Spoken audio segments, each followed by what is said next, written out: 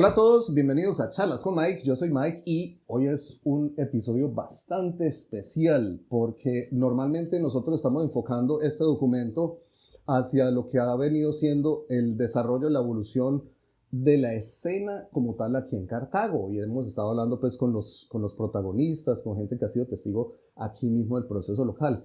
Pero a mí me parece que es imposible hablar de nuestra historia y de nuestra escena sin involucrar y tener como invitado a básicamente una institución que no necesita presentación. Leo Pinzón, parce.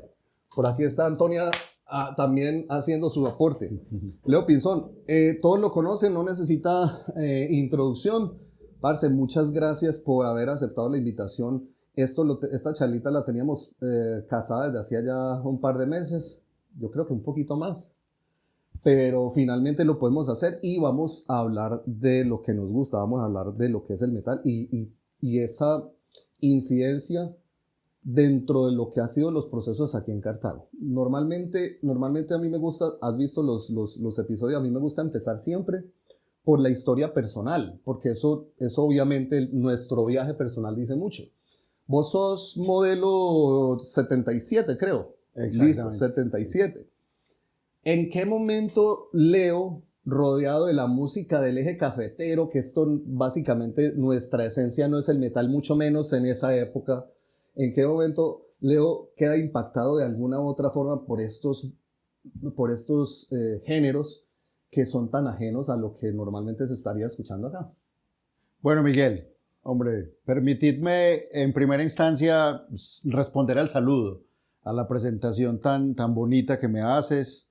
Muy agradecido, muchísimas gracias y honrado de estar acá. Es un gusto inmenso para mí. La mención que haces en torno a que todo el mundo me conoce, yo creo que ya no. Los tiempos han cambiado. Yo ya voy a los eventos, he venido a Cartago recientemente a un par de shows y obviamente hay muchos chicos de la escena nueva que no me conocen, que no saben quién soy, de pronto no conocen las bandas o el ejercicio que se ha hecho académico, pedagógico en relación al metal. Pero bueno, eso lo vamos a discutir. Entonces, claro, y yo nunca he tenido ningún tipo de ínfulas de reconocimiento, de prestigios innecesarios. Yo pienso que todos somos lo mismo, todos somos una unidad y somos hermanos.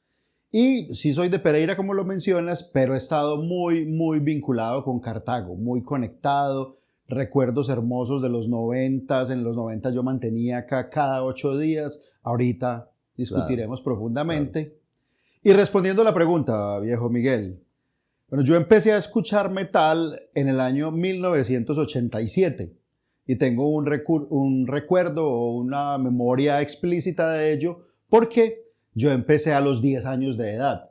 Yo estaba en la escuela primaria, mi hermano era un rockero viejo de Pereira que se reunía con Hueso y con los antiguos de Alta Tensión y de Wizard y de las bandas súper clásicas. Y tenía una colección de LPs. Entonces yo miraba los LPs, tenía Motorhead, tenía Plasmatics, el Beyond the Valley, tenía muchas cosas y obviamente Maiden, Metallica, cosas de esas.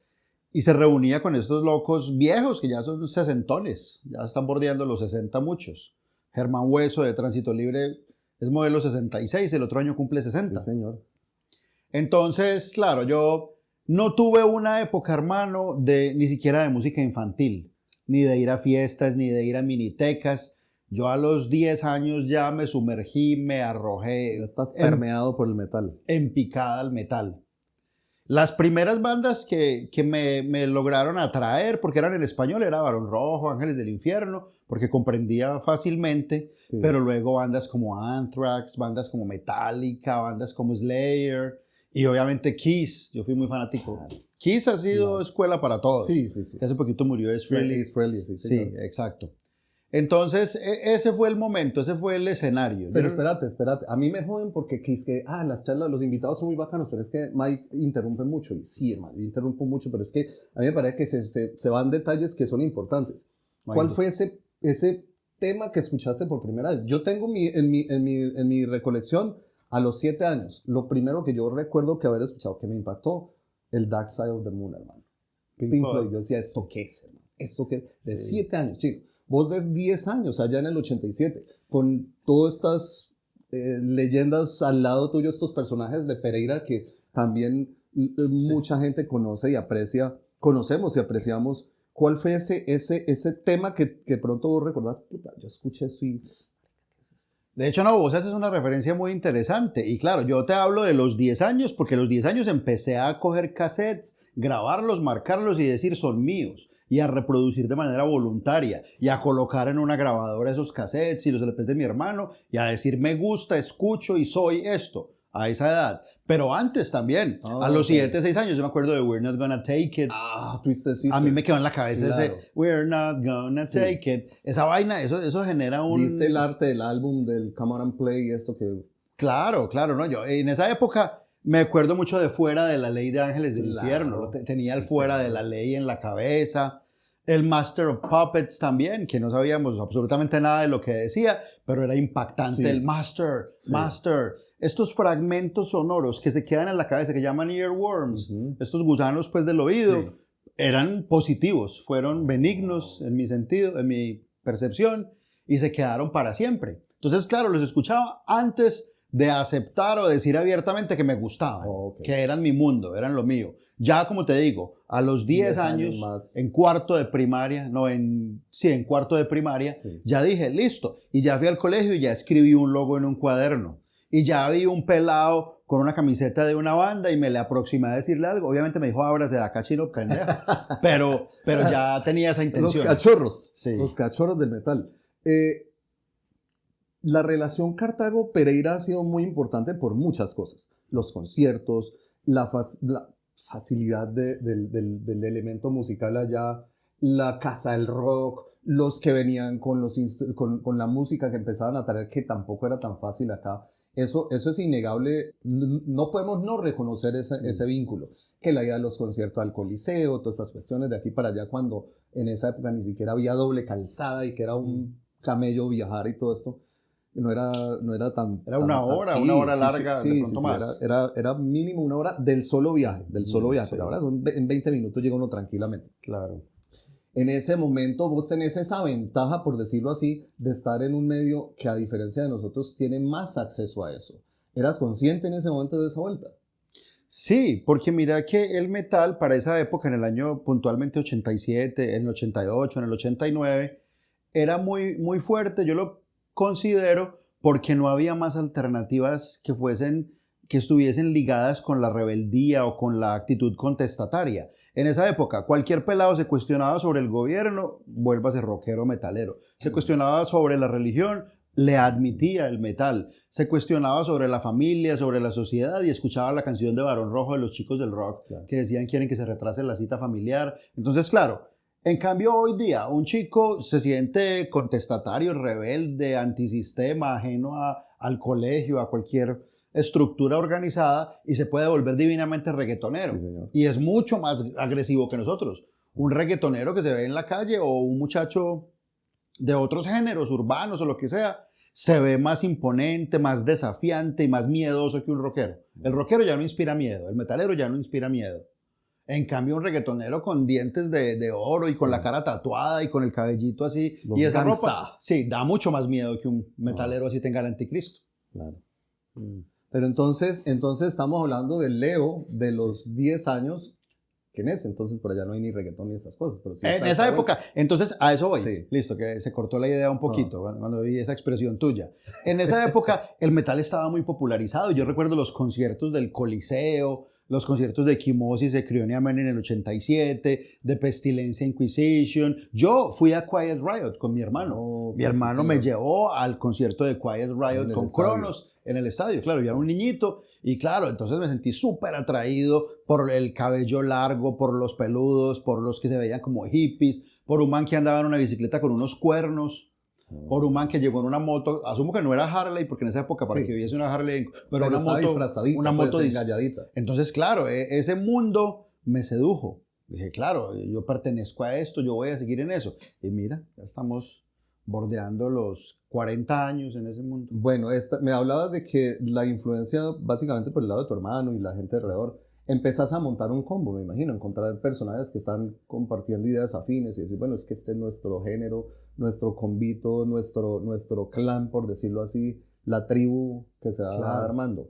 Mira que hubo una transición, en el año 88 me mudé de barrio en Pereira y llegué a un barrio donde la gente estaba escuchando Kraken, donde tenían el LP de Kraken, allí lo descubrí, el cassette original de Kraken lo conseguí en esa época, de Discos Fuentes creo que era, y yo traía Metallica, yo traía Anthrax, yo traía Testament, una cantidad de cosas, entonces mi propuesta fue eso.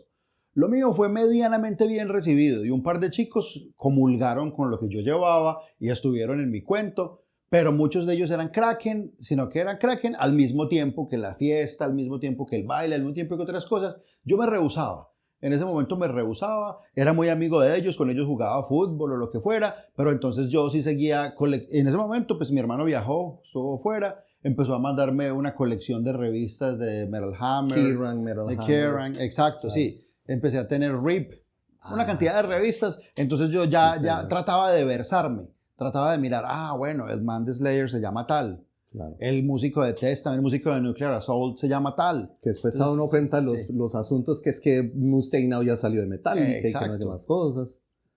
Sí, yo tenía una revista que se llamaba Pure Speed, que había bandas, primera vez que me enteraba, me topaba de frente con el death y el black metal. Y allá había un siendo black metal de la época Venom y esas cosas, ¿no? Mayhem y esas cosas. Bueno, ¿esto qué es? ¿Esto quién lo tiene? ¿Usted tiene esta banda? ¿Quién tiene el cassette o el LP o algo de esta banda? Nadie. Pero espérate, si es 88, yo recuerdo que en el 88, 89, a mis manos llegó un cassette de la Casa del Rock. O no sé si era la Casa del Rock en ese entonces se llamaba, pero sí, era de ahí, era de Pereira, sí. Era un compilado. Y ahí yo escuché Suicidal, Chromax, Venom y Razor. Y un compilado brutal. Todavía lo recuerdo, man. Decía, ¿qué es esto? Ya sabías de la existencia de la Casa del Rock, me imagino. No. Yo no podía salir solo al centro, no podía montar en buseta, no me dejaban, entonces era más el círculo de amigos. Yo creo que para el año 89 sí empecé a salir, 89, 90. El colegio de bachillerato donde yo estudié era cerca a San Andresito, a la Casa del Rock. Me volví un fastidio, iba casi todos los días. El macabro me detestaba. Llegaba un momento en que le preguntaba, ¿puedo ver ese LP? ¿Lo va a comprar? Sí. ¿Quiere para comprarlo? Sí, pero y yo sí compré un par de cosas, pero pues no lo suficiente. Claro, dentro de la limitante del poder adquisitivo de la época. Y lo que decís vos, Miguel, con respecto a los compilados, la gente llegaba y le encargaba compilados. Sí. Yo tuve varios de la Casa del Rock. Ahora que mencionas ese, yo tuve uno con unas bandas que en este momento todavía son dificilísimas de conseguir. Pues estaba Sanctuary que llamábamos, estaba Green Reaper con el Final Scream, estaba Ozzy con Bark at the Moon, que todavía eso es un clásico que trascendió. Claro. Y había un par de bandas que todavía vos no vas a conseguir. Una que se llamaba Rippin', con una canción que se llamaba Sinister Minister. Wow. Todavía durísimo, yo la tengo en la cabeza, recuerdo. Entonces estaba Satan, la banda Satan, Satán pues que llamamos, y muchas cosas, y esos eran los compilados, yo llegué a tener como 3. Pues desde ahí ya estabas empezando a formar tu propia biblioteca musical, ¿no? Sí, tal vez, sí, yo tuve una colección de cassettes en primera instancia, luego pasé al CD, pero habré pasado al CD por ahí en el 90 y algo. El cuento era que sí, a mí siempre me gustaba la pesquisa, la investigación, la consulta, saber quiénes son los músicos, de qué país son. Me gustaba el concepto, bueno, te traigo a colación un compilado que no era hecho por el Macabro ni por Nelson en la Casa del Rock. Era un compilado que se llamaba Metal Pesado, que en la portada tenía un man con una guitarra y una máscara de soldadura. No sé si se llamaba Varios Metal Pesado. Y allí tenía una banda que se llamaba Trust.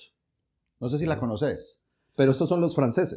Claro, los que tocan el Antisocial. El Antisocial de Anthrax, exacto. Sí, entonces, yo la conocí antes de que existiera el Antisocial, de que el State of Euphoria lo grabara. Es un punk medio trashero francés raro ahí. Y había una canción que todavía me encanta, que se llamaba Ideal. De ellos. De ellos. No Ideal, sino Ideal. Y en el coro decían Ideal. Entonces yo, y nunca supe, estuve muchos años, yo creo que hasta entrada la década de los 90 o más tarde, que me di cuenta que eran franceses. Claro. me di cuenta que eran franceses. No. Y me di cuenta que eran los originales de la Del canción Antisocial, Antisocial. sí. Sí. O sea, que en ese entonces no habías escuchado el Antisocial antes de haberlo escuchado la versión de Anthrax. Habiendo ya escuchado... Conocí la banda, pero la no, canción no, sí la conecté y me di cuenta Ok. cuando sacó Anthrax el El Antisocial. Sí. De las dos, ¿cuál te gusta más?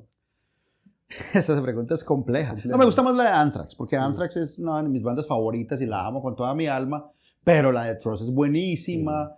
El vocalista de Trust se llama Bernie. No sabía que íbamos a hablar de Trust.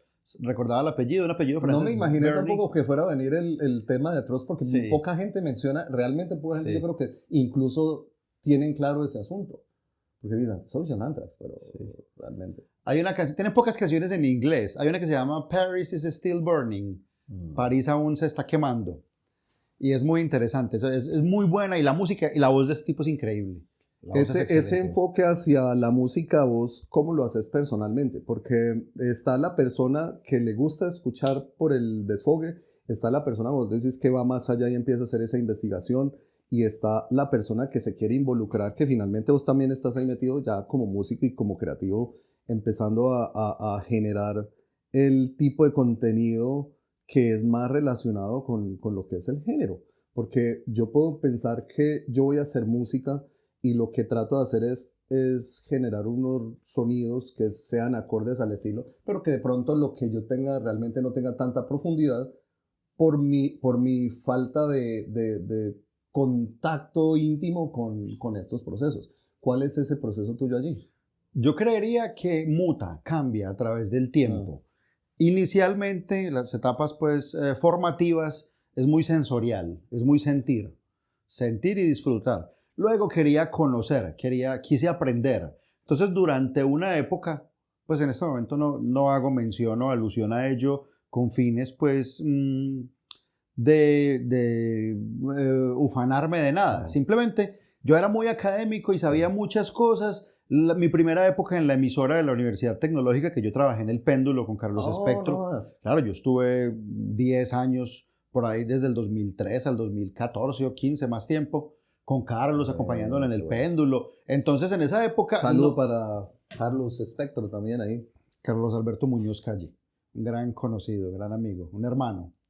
Mira, Miguel, entonces en ese momento yo hacía referencias y tocaba temas, información o datos históricos de las agrupaciones. En este momento es muy fácil sacar tu celular y preguntarle a una inteligencia artificial o a cualquiera en qué año grabó Artillery tal álbum, en qué año Suicidal Tendencies tuvo a tal guitarrista o a Rocky George, hasta qué año estuvo. En este momento es muy fácil y no tiene pues ningún mérito. Entonces yo tuve, como te digo, esa transición. Primero muy sensorial, muy de sentir, muy visceral. Luego, sintiendo aún, pasé a estudiar, pasé a sumergirme, a pasar épocas, a escribir cosas, a hacer ensayitos y vainas en relación al metal, a charlar. Un tiempo hasta orienté unas conferencias en Confamiliar o en otras ciudades en relación a la historia, al advenimiento del metal en Colombia. Ahora ya estoy muy viejo. Ya estamos bordeando los 50 años, ya estamos más cerca a la muerte que a la cuna. Escucho, yo estoy recucho, entonces. Pues estamos más cerca de la tumba que de la cuna. Sí, no, siempre cerca, ya estamos a un paso de... Sí, estamos más cerca. Independientemente... Dice mi esposa 2 peluqueadas. Independientemente de que nos fallezcamos a los 60, 70, 80, es más cerca que hace 50 años de nacimiento. Sí. Entonces, en este momento también vuelve lo sensorial, sigue un poquito de lo académico sin ser tanto, ahora es más lo exploratorio, porque ya estoy escuchando cosas que hace 15 o 20 años no habría admitido en mi vida. Yo no habría puesto yendo al trabajo un Pearl Jam en el año 90 y pico. Cierta radicalidad. Sí, ya escucho Alice in Chains, ¿por qué no? Pearl Jam, ya escucho cosas que no pensé que iba a admitir en mi reproducción diaria.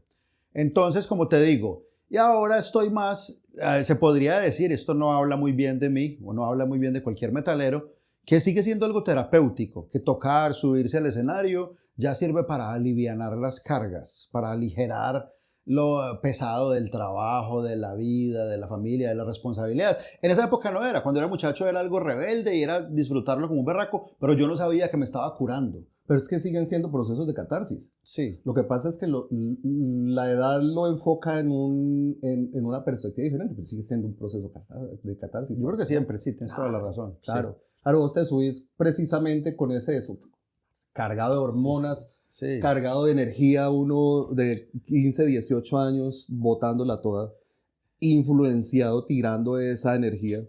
Y ahora, claro. Claro, hay 50.000 cosas en el trabajo. Voy camino a mi casa. Yo trabajo en un municipio lejos de lejos no, un municipio diferente a Pereira, en Risaralda. Y llego, viajo, abordo la carretera, inmediatamente escucho algo y me alivia. Escucho un Duran Duran, por ejemplo. Yo no escuchaba. Claro. Sí, Duran Union Duran. of the Snake, música ochentera esa. Exactamente. The Sí. Reflex. Cha, cha, cha, cha, cha. El cuento es, hermano, sí, eso muta, algunas cosas prevalecen, otras cambian mucho, otras se modifican ligeramente. Bueno, pero hemos hecho casi que un salto y todavía hay cosas que quisiera por ahí escarbar, hermano. Sí. Porque vos venís en ese proceso, ¿cierto? Vas ya creciendo, vas teniendo más facilidad para moverte, ir ya a los conciertos, todo esto. Terminás el colegio. En ese momento en el que terminaste el colegio, que si vos empezaste a los 10, estás terminando 7 años después, más o menos 8 años después, ¿cierto? El colegio lo empecé a los 11, entraditos, casi 12. O sea, yo te Sí. digo que en el 87 estaba en cuarto, Sí. en el 88 en quinto, en el 89 en sexto. Okay. Primero bachillerato. 4 Sí. añitos para Sí. listo. Sí, me faltó. En ese momento vos ya tenés claro que querés ser educador. Vos sos educador. Sí, Sí, sí, lo pues. tenés claro. No, ya no hago ejercicio de aula, ahora tengo una labor directiva, pero sí soy maestro de corazón, 23 años estuve rayando tablero.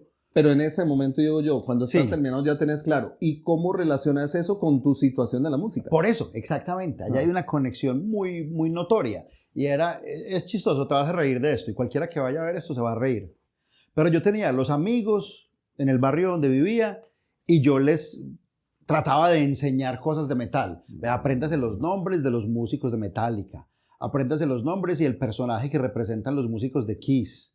Apréndase quiénes fueron, apréndase la letra de Stairway to Heaven, apréndase esto, por favor. Y trataba de enseñarles y los corregía. Bueno, el año en que se grabó tal álbum, o Led Zeppelin, o Black Sabbath hizo esto. Claro, trataba como de hacer una pedagogía chistosa, incipiente, graciosa, pero era natural, era orgánica, surgía. No sabía qué era lo que estaba haciendo. Y claro, eso se fue conectando, concatenando un poco con mi propósito de vida. Mi propósito de vida ha sido, ya pues mientras fui maestro de aula, el ejercicio de la enseñanza de las ciencias naturales, la didáctica de las ciencias experimentales, y siempre tratar de dar un poquito, de entregar. Yo pienso que pues, me considero en muchos aspectos afortunado, entonces una de las pocas formas de retribuir es tratar de enseñar algo, o de aconsejar, o de brindar una pauta, o de dar un poquito de luz. Donde yo trabajo hay niños con muchas dificultades, hay muchas problemáticas, entonces tratar de ser una luz para ellos, no ser un regañón, no ser dictatorial, no ser maluco, ser una luz que les guste ir allá.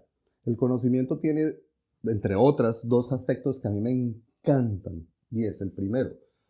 Tiene la característica que sin importar la cantidad de conocimiento que vos tengas, vos puedes ofrecer lo que tenés y no te quedas sin nada. Exacto. Antes ganás más. Sí, no es transaccional porque yo puedo dar conocimiento y simplemente al darlo estoy ganando o no. No, y generalmente gana, eso era lo que generando. Normalmente cuando se inversión. enseña, la enseñanza es una etapa adicional adelante del aprendizaje también. Sí. Cuando estás enseñando, estás aprendiendo. Estás en este proceso de educativo, ya metido trabajando, pasas, entre otras, pues digamos como los más, dentro de lo que yo entiendo, puede que me equivoque o que se me salten cosas. Dentro de lo representativo, Twilight Glimmer, Belial Aggressive. Sí, listo, exactamente. Son unos géneros muy específicos. ¿Por qué ese género? ¿Qué te llamó la atención hacia allá? ¿Qué te enamoró a meterte por ese lado? Y no por decir por un power metal o por un hardcore. En este momento de mi vida he descubierto bandas como Leeway, como Chromax, como Chrome Suckers, y me gustan. Hatebreed, incluso. ¿Fuiste a ver a Chromax? No pude. Como Hatebreed y muchas de esas agrupaciones, y pienso, qué bueno, Sex Pistols, yo amo, siempre me gustó, desde niño también me gustaba, mi hermano tenía el LP, tuvo uno que se llamaba The Thuggin' a Dead Horse, una edición rara, y tuvo el Nevermind the Bollocks, y siempre me gustó, pero pues no era tan abiertamente fan de los Sex Pistols. Ahora, Recientemente pues que tuve la oportunidad de estar en Brixton, pues las zonas donde vivieron ellos, donde tocaron, el teatro de Brixton, donde tocó Sex Pistols, y escucho mucho, entonces pienso, habría podido tocar eso, sería bueno. ¿Por qué resulté tocando death metal y thrash metal?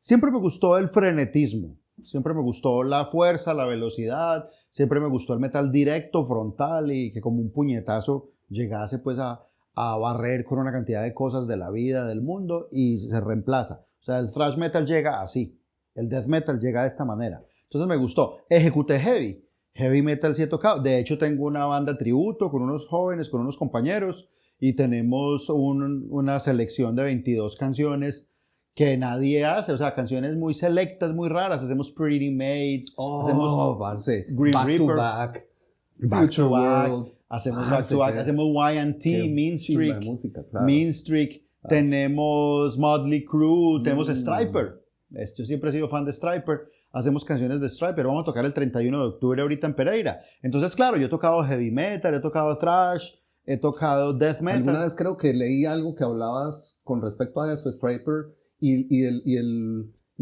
tabú que decían, pero qué música cristiana. Creo que vos decías, creo que eras vos que lo decía, pero le cantan a Odín, ¿cierto? Exacto. Se le canta a ¿Cuál es? Thor, Sí. se le canta a Zeus, Pues, se le canta a cuál es el Jehová, problema? Alá, Sí, sí, Brahma, sí, Vishnu, sí, Shiva, sí. porque Sí. cántele a Y su Striper, deidad de sí. preferencia, Sí, sí, escuche sí. la música, Sí. disfrute la lírica, Claro. la Claro. estructura, pero pues, sí. Y que como en una de las otras charlas con Jimmy, Jaime Esteban Torres, me decía que él tenía él tiene una anécdota en el que habla con un músico argentino y que le dice, toda música bien hecha es buena, básicamente. ¿Cómo vos ves en retrospectiva la evolución de tus gustos? Todavía no nos metemos en el asunto del intérprete como tal, sino en tus gustos como el oyente, como que el pelado que empezó escuchando esa música desde los 7 años, que sí es que empezabas a escuchar aquí, allá y después a los 10 que son más conscientes y que empieza a hacer ese proceso y que te llama la atención el death y el thrash y todas estas cuestiones. ¿Cómo ves ese proceso evolutivo dentro de lo que han sido tus gustos y tu exposición a los géneros que comparte todo este mundo del metal? La evolución en cuanto a los gustos, pues no es planeada. Yo creo que surge de una forma muy natural. En primera instancia, cuando se descubre el metal, las fuentes que se tienen de información son medianamente reducidas. Lo que uno recibe, entonces empiezas a escuchar, conoces las bandas que usualmente son las más comerciales, las bandas más underground, pues no te llegan. Luego empiezas a explorar y te das cuenta, bueno, a mí me gusta la velocidad. A mí me gusta, yo me acuerdo que el de Bulldozer, el Day of Wrath, que es un exorcismo, nosotros le decíamos la misa negra. Pongan la misa negra de Bulldozer. Pues era en latín, no teníamos absolutamente ninguna idea. Entonces nos gustaba esa fuerza, ese frenetismo. Luego encontré Venom, Leave Me Hell. Encontré eso y eso ya, la voz, el tono de voz, el timbre, la fuerza, ese color tan tremendo, empezó a gustarnos. Yo conocí el death metal entrados los 90, pensaría que en el año 92, con un grupo de amigos que conocí, con los que formamos banda posteriormente, y ya ellos, Decide, ya, ¿qué es esto? Morbid Angel, Cannibal Corpse, el Tomb of the Mutilated, nos llegó eso. Yo tengo que tener esto en CD, y yo me volví adicto a eso. Entonces conocí Atheist, conocí Cynic, conocí Pestilence, conocí Malevolent Creation, esta cantidad de grupos. Y claro, esto tiene que volverse parte de mi dieta diaria. Esto tiene que volverse. Entonces me di cuenta que me gustaba mucho el death metal. Me di cuenta, me metí en el mundo del death metal. Yo a veces pienso, pues sin ser peyorativo con el género, que muchas bandas que se forman tocando un death metal incipiente es porque no son capaces de tocar otra cosa. Porque uno no es capaz de hacer un solo melódico o alguna cosa de estas. Entonces, claro, muchas bandas, ya los conciertos, íbamos a los conciertos y todas las bandas eran de death metal. Bandas que llegaban de Armenia, de Manizales, de Medellín, death metal. Los conciertos en Cartago, que no sé si ahorita abordamos puntualmente el tema, eran de death metal. Veníamos al taller de Jorge Vanegas. Sí, al taller de Jorge. Todo era death metal. Claro. Entonces, claro, sí, me tenía que gustar, me gustaba el buen death metal, pero el death metal que no era tan bueno, también era bacano. El chatarrudo. Era chatarrudo, sí, pero también era sí. bacano. También ofrecía, aportaba, entregaba, inyectaba esa adrenalina, esa fuerza. Esa era, mejor dicho, trepidante. Entonces, así que nos metimos con eso, hijo de madre.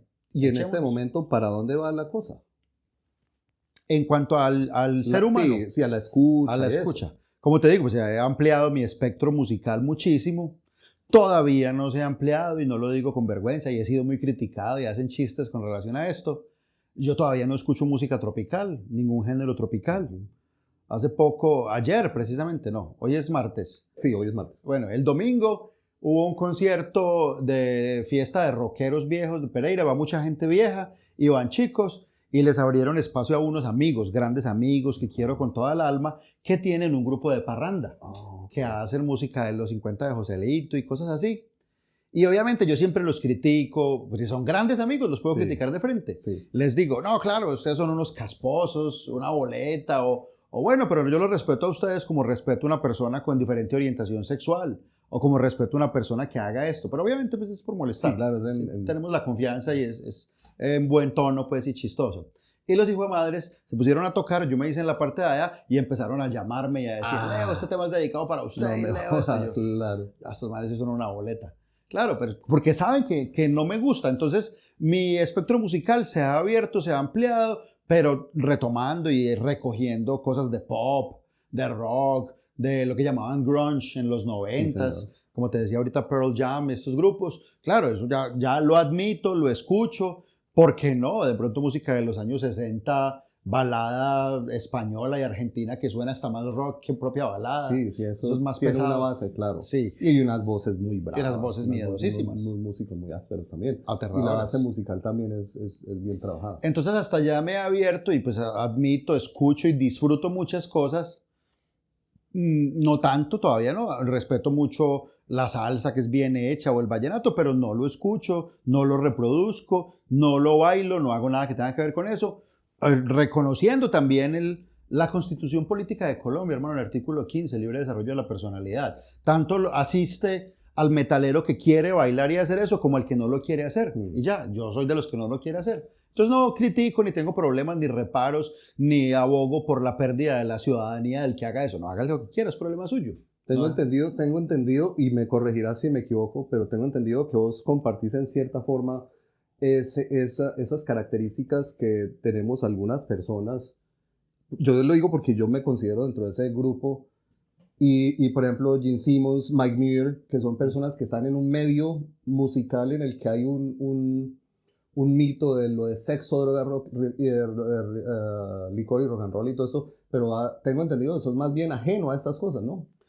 A las drogas, al licor, Sí. totalmente ajeno. Yo no Sí. consumo una cerveza con amigos, drogas no, para nada, no, tampoco tengo. Pues sí tengo unos reparos de orden fisiológico Sí. y de orden pues, social con respecto a las consecuencias que produce Claro. las drogas y el alcohol. Sexo sí, por favor. No, bueno, sí. No, mentira, Sí, no. sí. El cuento es que sí, pero sí Porque trato eso de ser rompe muy- un poco como el cliché, ¿no? Por decirlo así. Y a veces hasta hay personas que de pronto no entienden y no pueden aceptar que exista una persona, ya para que ahora nos metamos bien en el mundo del músico como tal, una persona que esté haciendo un producto, porque yo te veo vos en tarima haciendo, pues es un alter ego. Vos en tarima un monstruo, parce. Uno ve un personaje allá. Yo veo un personaje y un montaje muy bacano. Entonces, para que ahorita nos metamos en eso, me parece que hay de pronto ciertas personas que pronto chocan con esa diferencia. ¿Te ha tocado? Sí, sí, claro. Algunas personas que quieren forzar, tenés que tomarte esto, tenés que fumar esto. Yo les digo muy respetuosamente, no quiero, mira que estoy manejando, mira que tengo que madrugar, me levanto a las 5 de la mañana, o cualquier cosa de esas que son ciertas, de hecho, en su mayoría. Pero repito, así como el que escuche pachanga y es, digamos, objeto de mi aprecio, no va a dejar de serlo. El que consuma alguna sustancia Claro. y tenga las razones por las cuales lo hace, pero también es objeto de mi aprecio, no va a dejar de serlo. Yo no lo voy a criticar. Entonces, Leo es bastante inmune al peer pressure, que llaman. Sí, yo no creo. Perfecto. Y me toca el peer pressure en mi juventud, Yo iba a esos parches con amigos y algunos caían, sucumbían. Sí, es que Yo es siempre fácil, tuve claro. claras ciertas cosas muy íntimas con respecto a mi familia, a mi madre, a muchas vainas, y dije, ¿para qué?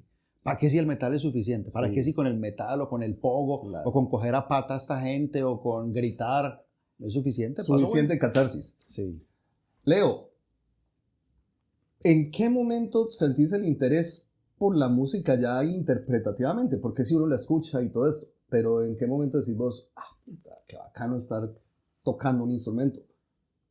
Mira que no creo que exista un estudio sociológico, antropológico, psicológico que relacione todos los géneros musicales con respecto a la proporción de gente que se interesa por tocarlo.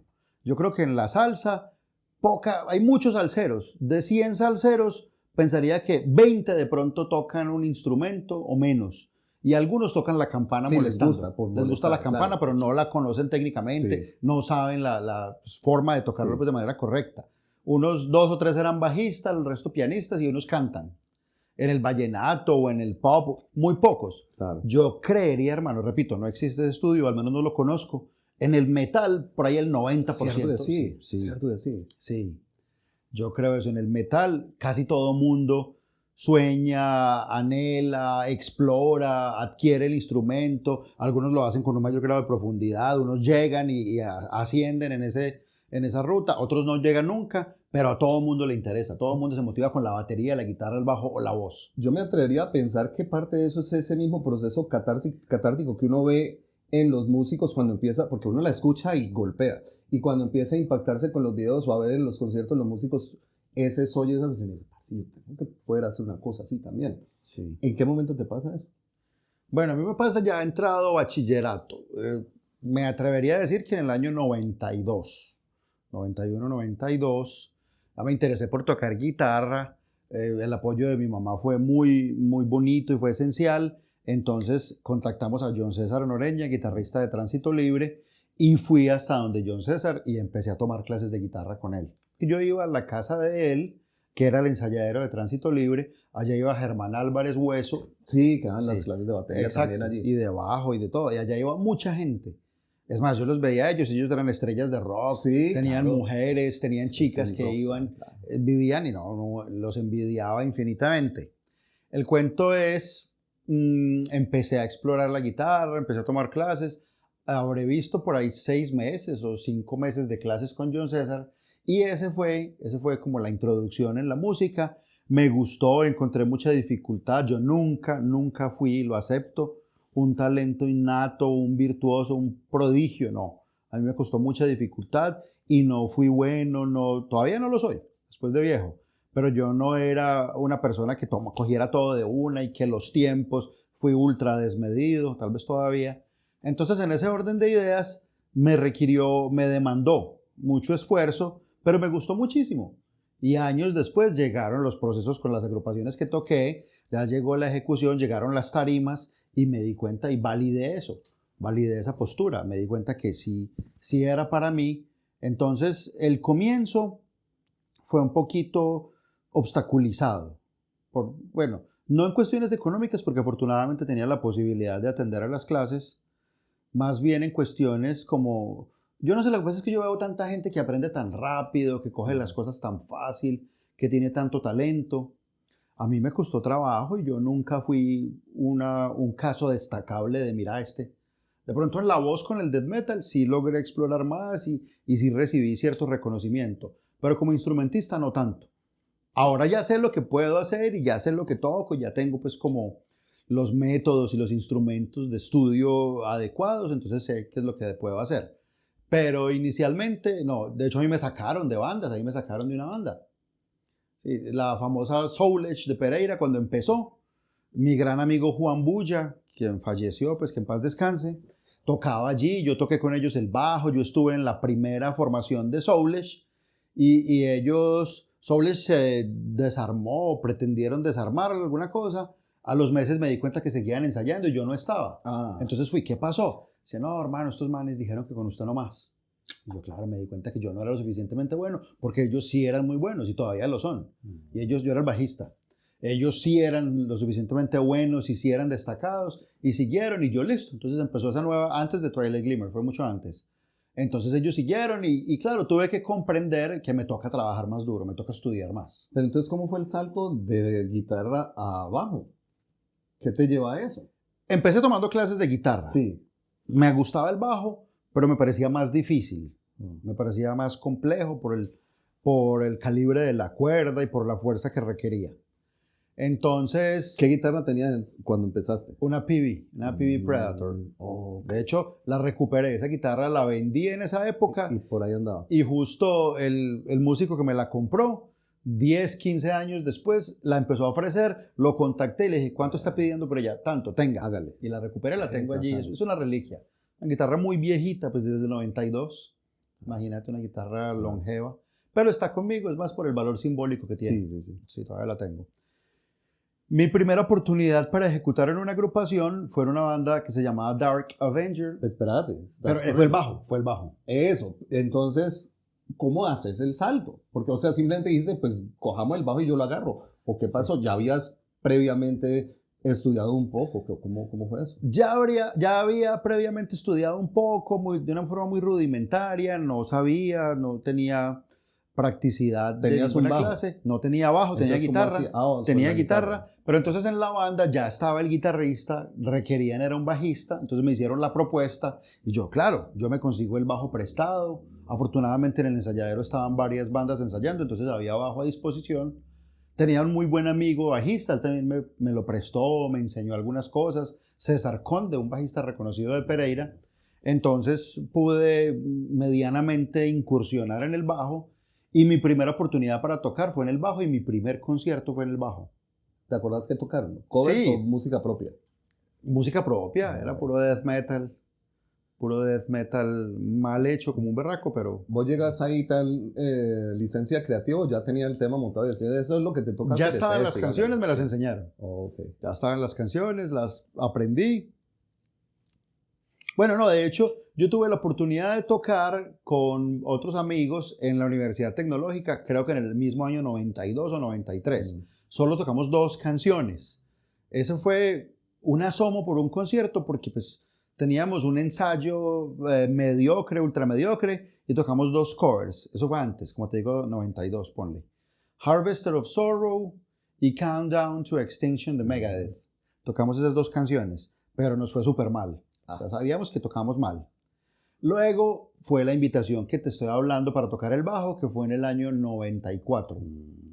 Ese mismo año 94 fue mi primer concierto oficial, ya con un set de 6 u 8 canciones, con esa banda Dark Avenger, y fue precisamente en Popayán.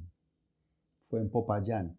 Nos fuimos hasta Popayán a tocar, luego toqué con ellos en Pereira un par de shows, siempre el bajo. O sea, mi primer instrumento en vivo fue el bajo. Ese proceso de esos 2 años entre una y la otra, me imagino que hay un proceso educativo tuyo. ¿Eso es empírico o estás tomando clases con personajes, haciendo una formación educativa formal? Ya no estaba recibiendo clases formales, estaba extrapolando o trasladando la información que recibí de la guitarra en términos de notas y en términos de figuras que recibí con John César Noreña de Tránsito Libre, la pasé al bajo en escalas y mi amigo, el que te mencionaba ahorita, César Conde, me enseñó algunos ejercicios y cositas como para reconocer, aprender y tener un poquito más de propiedad en el bajo.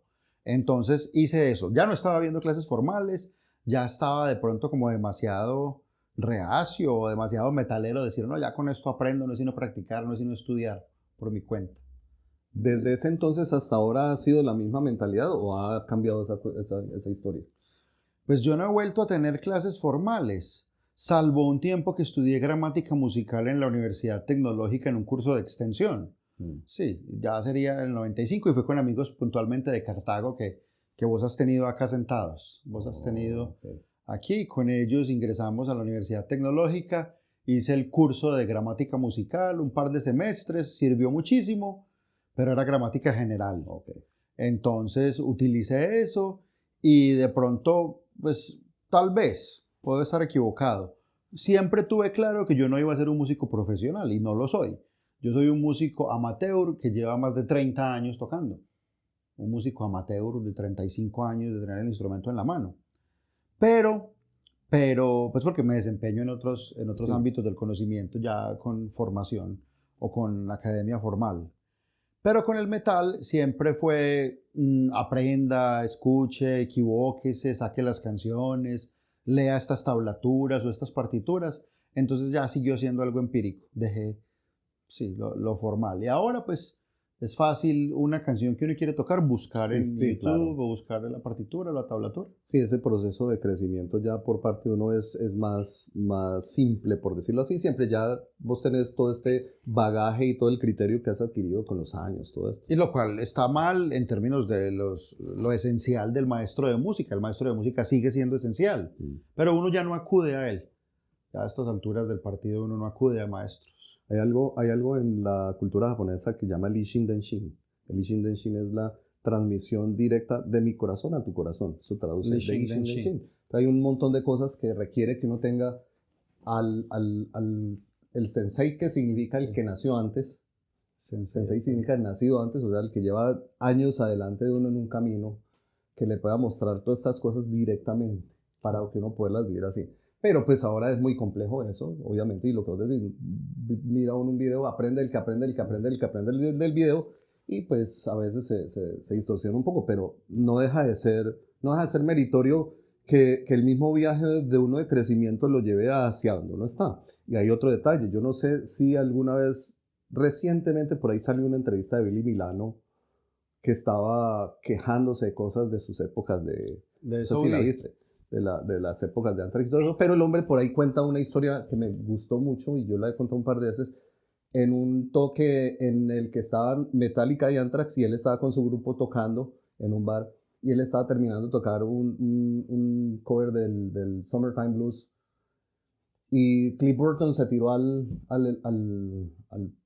público a disfrutarse el tema.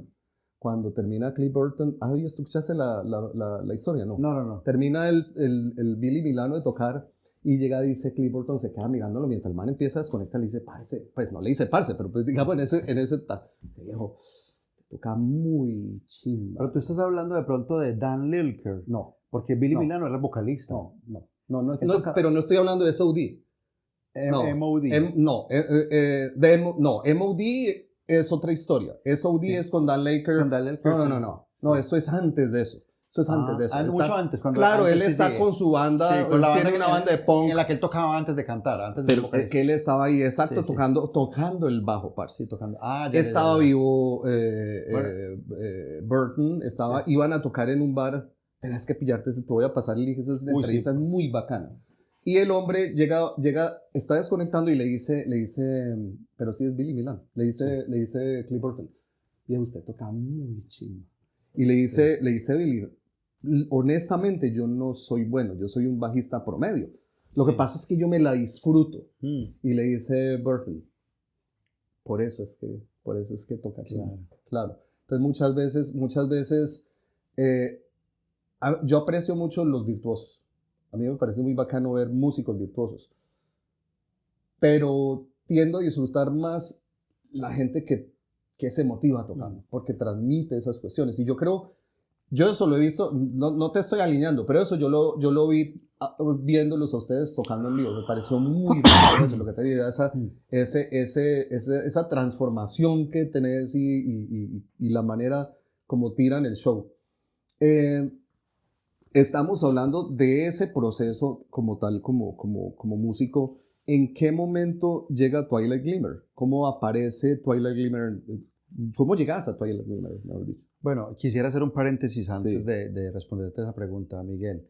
Eso que decís me deja una claridad, o sea, me estás brindando luz frente a algo. Hace poco toqué con Aggressive en Bogotá. Estuvimos en el Teatro del Ensueño con Perpetual Warfare y Victimized.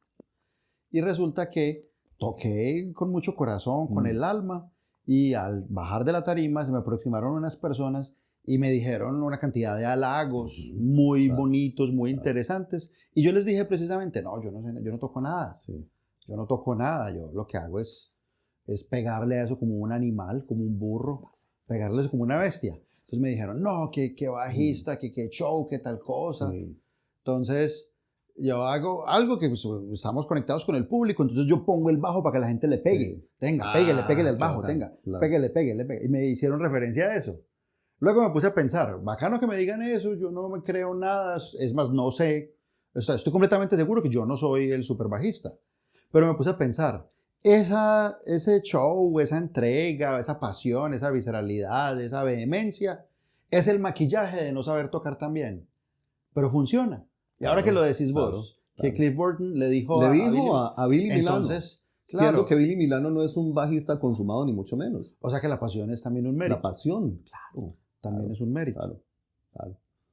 Entonces, claro, sí, lo bacano pues que este espacio sea tan libre, tan espontáneo, que nos permita reflexionar en torno a ello. Sí, qué ahora sí, con la pregunta, viejo Miguel. Claro. Twilight Glimmer llega en el año 98 a mi vida.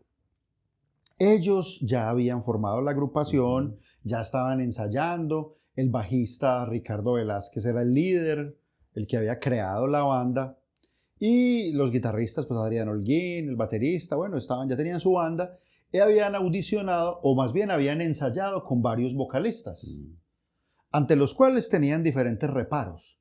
No les gustaba la pronunciación, o no les gustaba la actitud, o la voz, o la forma como metía las letras. Cuando le entregaban, vea, esta es la letra, tiene que meterla en la canción, entonces la lírica no les acomodaba. Alguna cosa, no sé qué, pero hubo varios, hubo 3 o 4 en ese momento.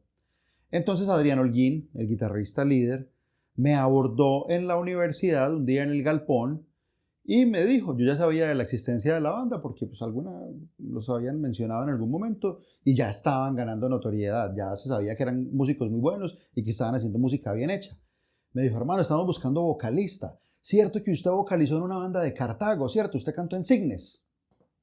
Yo sí, claro. Hace un par de años, fue muy bacano, Signes era antes. Y ya había estado también en otra banda de otros manes también vocalizando. Entonces, ¿quiere ir a una audición? Y yo, de una, hágale. Listo. Aquí tengo, acompáñeme allí, en el maletín tenía las letras, me entregó 2, 3 letras y me entregó un cassette. Creo que no ese mismo día, un par de días después. Entonces yo escuché las pistas, traté de meter la letra como me sonaba pues en los fragmentos de versos y lo que sugería la canción, y fui a audicionar al lado de otro man. Ese mismo día estaba otro loco, muy amigo del baterista y que había sido vocalista de una banda clásica que había estado incluso en Cartago en los shows de acá. ¿Recuerdan la época que acá hacía conciertos? Que estaba Catalepsis, Enurmus, todas estas bandas. Era uno de esos vocalistas. Entonces yo llegué y veo a esa manera y yo, no, ya me tengo que ir. Ya que voy a meterme yo a audicionar, a hacer eso. Entonces el man como que ya había salido, estaba saliendo. Y yo entré y sentí ese cuento y me conecté tanto que me solté el pelo, yo estaba repeludo, cabeceé hasta las propagandas, grité, hice hasta para vender. Hice hasta para vender. Sí, fue pucha, yo dije, si este es el único día que voy a vocalizar con estos manes, que sea bacano. Que sea bacano. Había harta gente, habían amigos. Dije, si este es el último día o el único día que estos manes me van a dejar vocalizar, lo voy a hacer bacano y me lo voy a sollar. Y listo. Cuando salí, me abordaron Ricardo Velázquez, el bajista, y Adrián Holguín.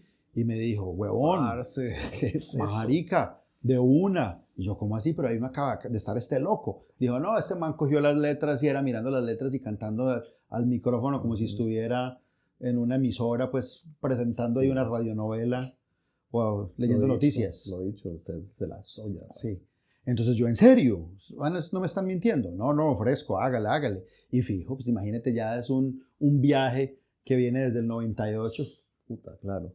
Que ya cumple 28 años. Cumple 28 años dentro de poco. Wow, o sea, ya van por los 30.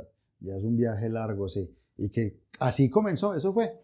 Y luego, listo, apréndase las letras de memoria, esto, ya me las sé más o menos. Listo, ahí vamos. Al año siguiente, en el 99, teníamos nuestro primer concierto en la ciudad de Cartago Valle. Fue nuestro primer concierto. ¿En qué parte? En el balneario Palo Quemado de Zaragoza. Del Papiri, donde Eduardo Ramírez. Ahí fue nuestro primer show, la primera vez que me subí. ¿Eso en qué fecha fue? 99. Claro. Ponle mayo, junio del 99. Ya. Yo llevaba 6, 8 meses con ellos, ya estábamos ensayados, teníamos las canciones. Fue con Signes, que yo había sido vocalista de ellos antes y seguía muy buen amigo, ya había salido de la banda. Nos invitaron, nos contactaron. Claro, Entonces, eso fue bacano porque validó la posición mía en la banda como intención de liderazgo. Ellos, estábamos enseñando mucho. Yo les decía, toquemos en concierto, hagamos algo. No, espere, tenemos que pulir esto, tenemos que pulirlo solos. Y yo, sí, pero ya está muy pulido, vamos a foguearnos en vivo, vamos a enloquecernos. Perfect kills good, dicen Sí, los gringos. exactamente, sí. No, parce, no llega el momento ideal, no llega, hermano. Y ellos, sobre todo Adrián Claro. Holguín, aunque Adrián Holguín también es un man de la edad mía, pero en esa época era perfeccionista y Demasiado psicorrígido. perfeccionista. Psicorrígido. Yo le dije, entonces, no, hermano, hágale, vamos a tocar. Vamos a tocar. Entonces, Juan Carlos Victoria, Mauricio Restrepo, Harold, Engelbert me contactaron y contactaron al baterista que teníamos. Vamos a hacer un concierto en Cartago, ¿quieren tocar con la banda que ustedes tienen? Y yo, de una. Hágale. Enredamos a los otros locos y vinimos a tocar acá y fue una cosa lindísima. Claro. Fue una vaina hermosa, maravillosa. Este proceso con pues, Twilight Glimmer es básicamente el proyecto de vida tuyo, ¿no? Podría Pues, decirse. Sigo siendo el único músico de los originales. Los de ese concierto del 99 en Cartago ya no está ninguno conmigo. Pues, recuerdos y grandes amigos y cosas muy lindas. Sigo siendo el que todo el mundo concibe como el líder y me llaman, me contactan. Si requieren a la banda es conmigo que se ponen en contacto. Pero, ¿qué te digo? He caído, he visto el piso, he mirado hacia arriba desde el fango con Twilight Glimmer. Entonces seguiré, pero yo nunca he descartado la posibilidad, si ellos quieren seguir, sé que no lo van a hacer, pero si yo me hago a un lado y dejo de ser el vocalista de ellos y me dedico solo al bajo, sin voz. sí, exacto, o si me retiro del todo, si me voy o me muero, me encantaría que siguieran, que yo no tuviera que ser el único representativo allí. Pero entonces a lo que yo quería entrar era que en este viaje de casi 30 años en el que vos lo estás diciendo que básicamente sos el único que queda de la época del inicio, esa evolución de la banda, ¿de qué ha dependido? ¿Cómo ha sido ese proceso evolutivo de todos estos 30 años? Cuando vos miras hacia atrás y ves lo que estaban haciendo en ese concierto en el 99 y comparar lo que se está haciendo ahora, obviamente cambios, ese proceso, ¿cómo lo has vivido? Esa evolución, ¿cómo ha sido? Bueno, Miguel, ahí tienes que tener en cuenta varias cosas que son muy complejas. Primero, yo soy el único que está desde el principio. Estamos tocando incluso con músicos, o hemos tocado con músicos que nacieron el año que estábamos formando la banda. Entonces allí pues el concepto o el término o la definición, la semántica de evolución no se acoge porque el guitarrista que tenemos ahora que nos acompaña nació en el 98, cuando estaban formando la banda estos locos. Entonces, claro, pues si hubiésemos sido los mismos, sabríamos lo que hemos cambiado. El único soy yo.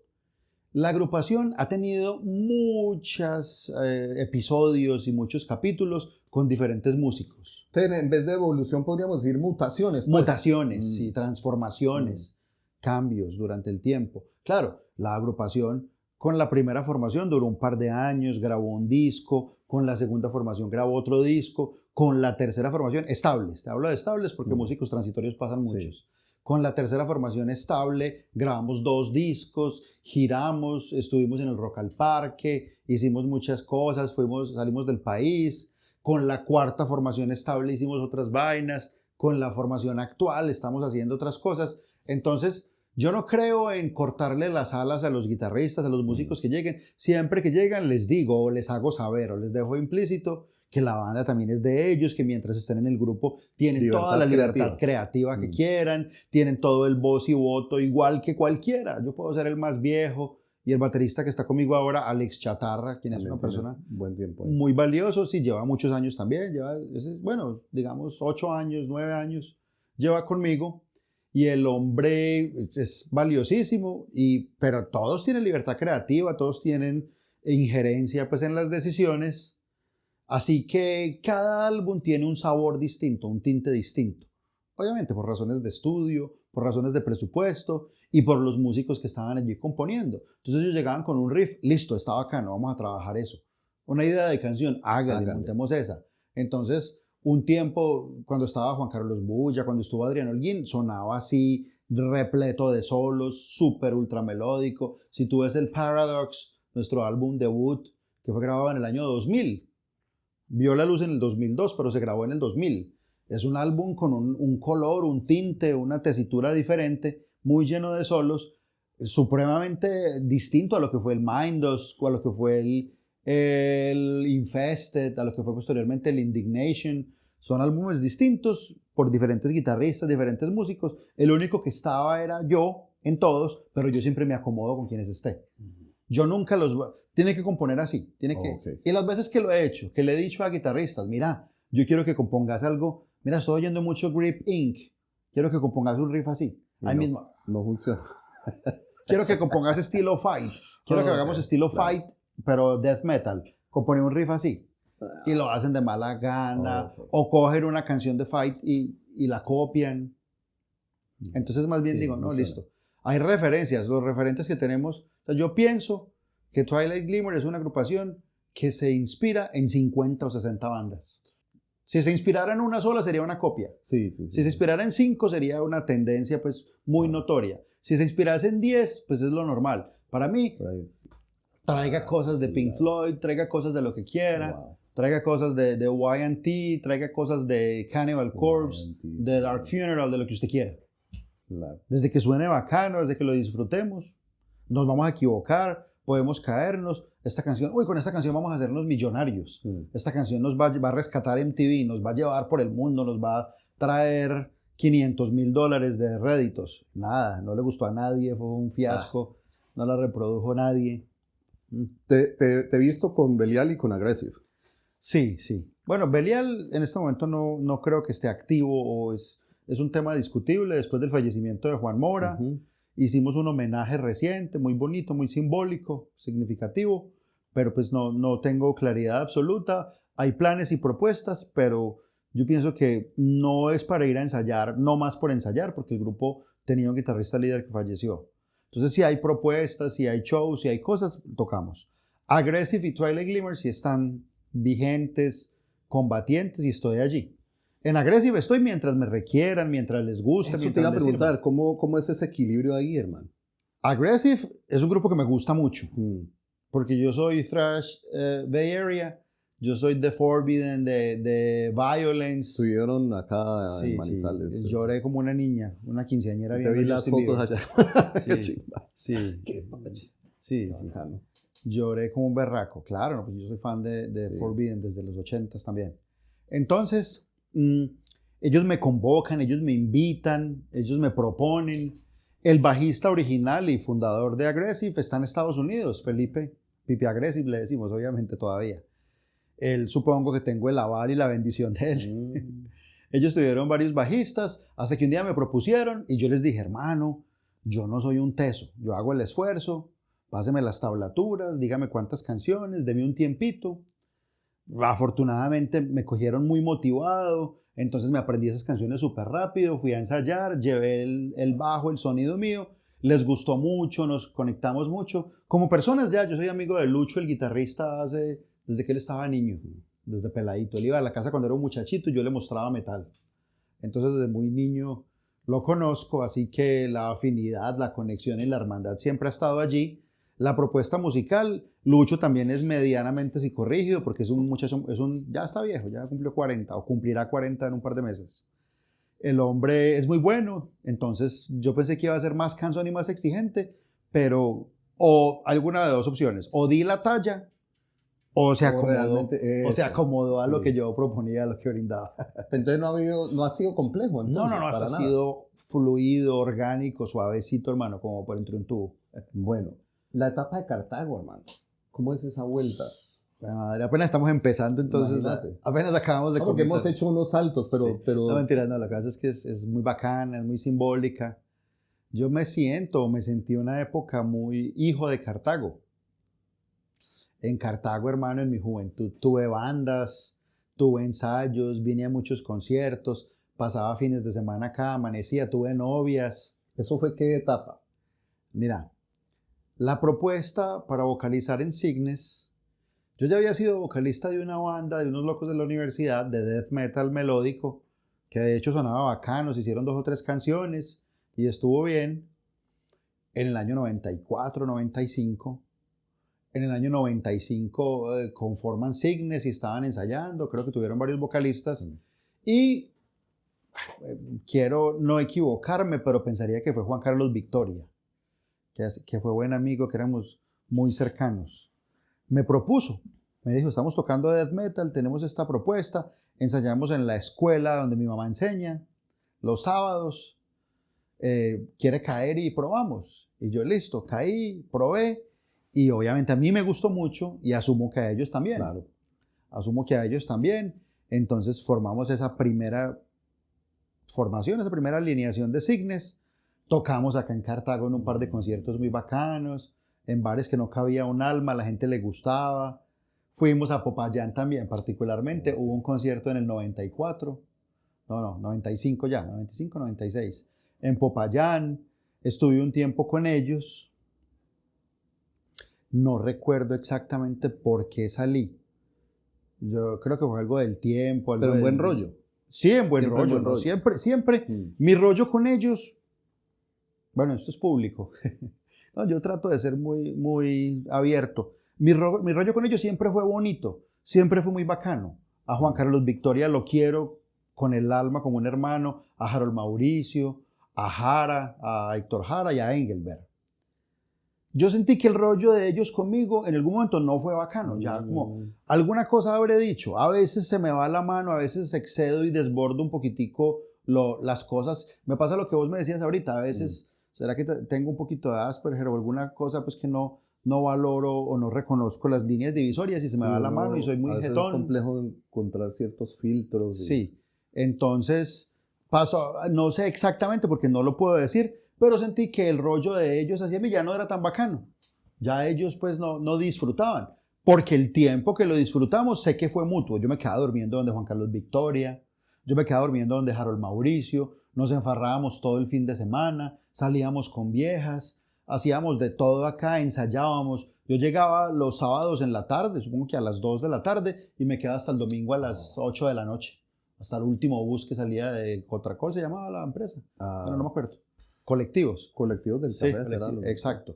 Salía en esa empresa, en el último del domingo me quedaba con ellos, comía donde ellos, me prestaban bicicletas y nos íbamos a andar, visitábamos metaleros viejos de acá, Shane, Diego Pérez, visitábamos a este Papiri, a Guadua, que creo que todavía está vivo, creo. No jodas. Llegamos a compartir, no sé si ellos se acuerdan de mí, pero yo mantenía acá, pasamos una época muy bacana.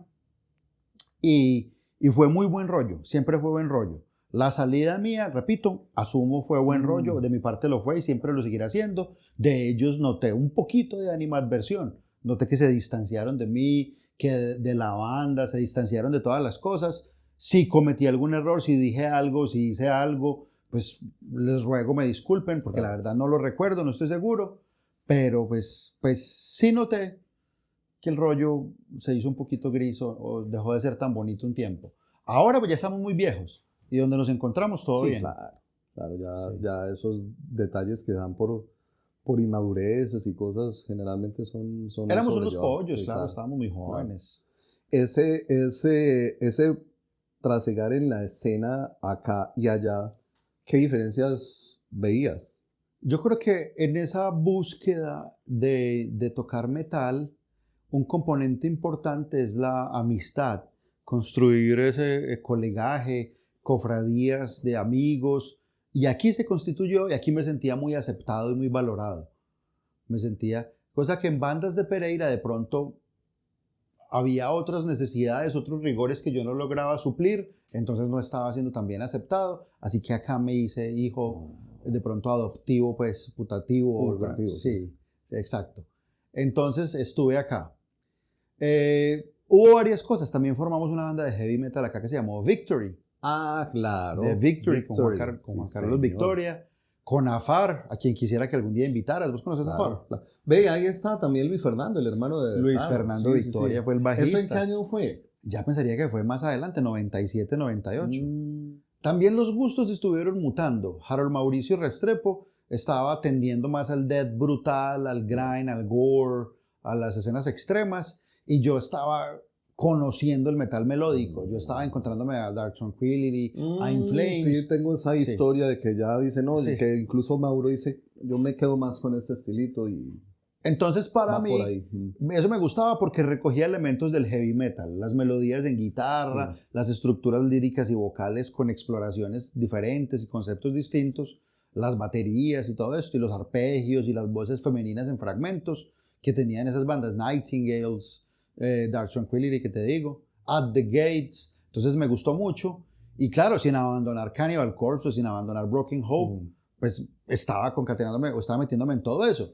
Mauro solamente quería lo extremo. Gracias, ya, sí. Sí. Sí, él lo acepta en una charla, él dice, no, es que es lo que a mí me gusta y ahí me quedo. Pudo haber sido eso, entonces yo estaba equivocado, bueno, no sé, pudo haber sido una de las razones, pero repito, nosotros seguimos siendo niños a puertas de los 50, niños con juguetes, que son los instrumentos musicales, y todavía con sueños, todavía con anhelos. Vos has tenido la oportunidad de estar en tarima con bandas duras internacionales, ¿no? Sí, sí, afortunadamente. ¿Cómo ha sido esa experiencia, hermano? Nosotros tocamos en el Rock al Parque del 2011, hace 14 años, con Overkill, Destruction y DRI. Overkill, Destruction y... Corporate Shizugaya. Sí, Kurt Bredge y con Spike Cassidy, con ellos, sí, claro, compartimos, nos comunicamos, desayunamos en el Hotel Tequendama juntos. Eso te iba a decir, si solamente fue en el momento que estuvieron compartiendo o tuvieron la oportunidad de interactuar con todos estos personajes. Tuvimos la oportunidad. Este festival hospeda a las agrupaciones invitadas nacionales en el mismo hotel donde se quedan las bandas internacionales. Okay. O así era en ese momento. Sí. No sé si continúa de esa manera. Entonces, claro, nosotros bajamos a desayunar. Yo bajé a desayunar, creo que no tenía celular, cuando estaba Mike de Destruction ahí desayunando. Y claro, yo estaba con una camiseta, con una chaqueta y me hizo así. Y yo, uy, ¿cómo así? Ahí mismo me fui corriendo a llamar a los muchachos. Ahí está Mike de Destruction. A los de Overkill los vimos ahí en el counter, en la recepción pues del hotel. Entonces nos encontramos, claro, con Spike Cassidy de DRI. Teníamos el camerino contiguo. Así que charlé con él un rato. Fue muy bacano. Sí. Todo buen rollo con estos personajes. ¿Se lograron hacer relaciones o simplemente fue la cuestión momentánea? No, yo creo que esas relaciones no trascienden. Ellos lo veían uno con la escarapela de banda y en un camerino, entonces asumieron que era una banda también y claro, hablaban de tú a tú. Al menos pues... Pero no quedó por ahí de nada un contacto así interesante como... No, con ellos no, con esos grupos no. Yo establecí contacto con otras agrupaciones que me hice amigo. Yo tuve la oportunidad de conversar y compartir con músicos de Malevolent Creation, estar en la casa del ex bajista de Josh Gibbs, con los músicos de Solstice, con Rob Barrett de Cannibal Corpse y de Malevolent Creation. Tuve la oportunidad de compartir, de conversar.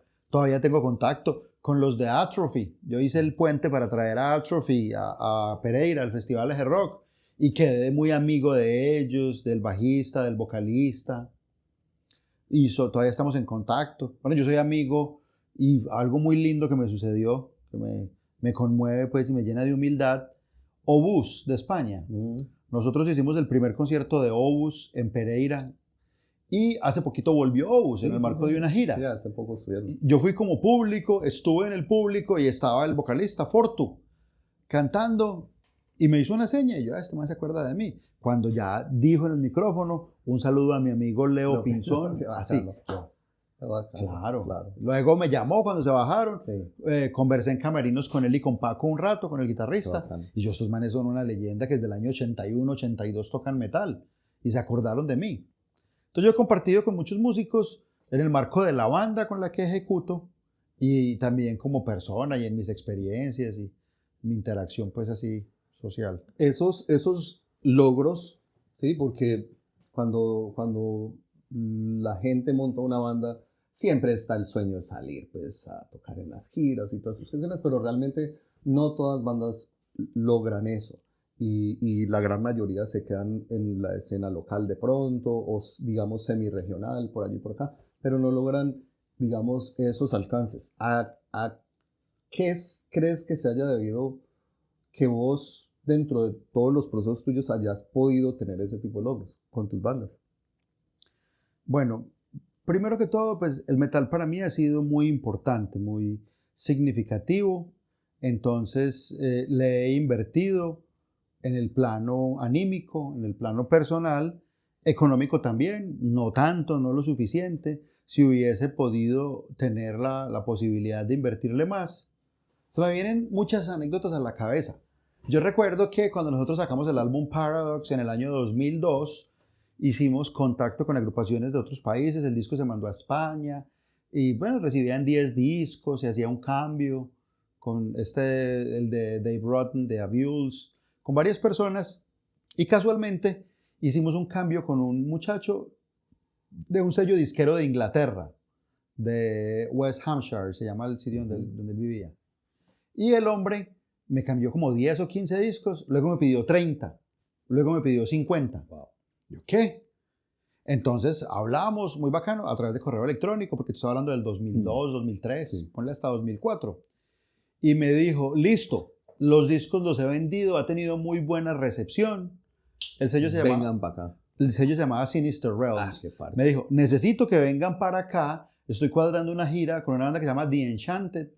Con The Enchanted. Acá va a ser Irlanda, Escocia, Gales, Inglaterra. 6 fechas en Inglaterra, 4 en Escocia, 2 en Gales, 3 en Irlanda. En total, la van la vamos a cubrir nosotros. Vamos a llevar todo el backline, pues todos los equipos los vamos a llevar. Solamente pónganse acá y yo me encargo de cubrirles la alimentación y la estadía acá en todos los sitios. Que les haga bomba la camisa, pues. Sí, y que si todo sale bien, pues tienen remuneración. Si no, pues vienen, yo les hago la carta de invitación, todo eso, y yo me quedé. Comenté eso en un ensayo con los muchachos y fue un chiste. Absolutamente nadie. Recuerdo que de pronto Juan Bulla dijo, sí. ¿Chiste porque no la creían o porque simplemente les parecía inadmisible, imposible?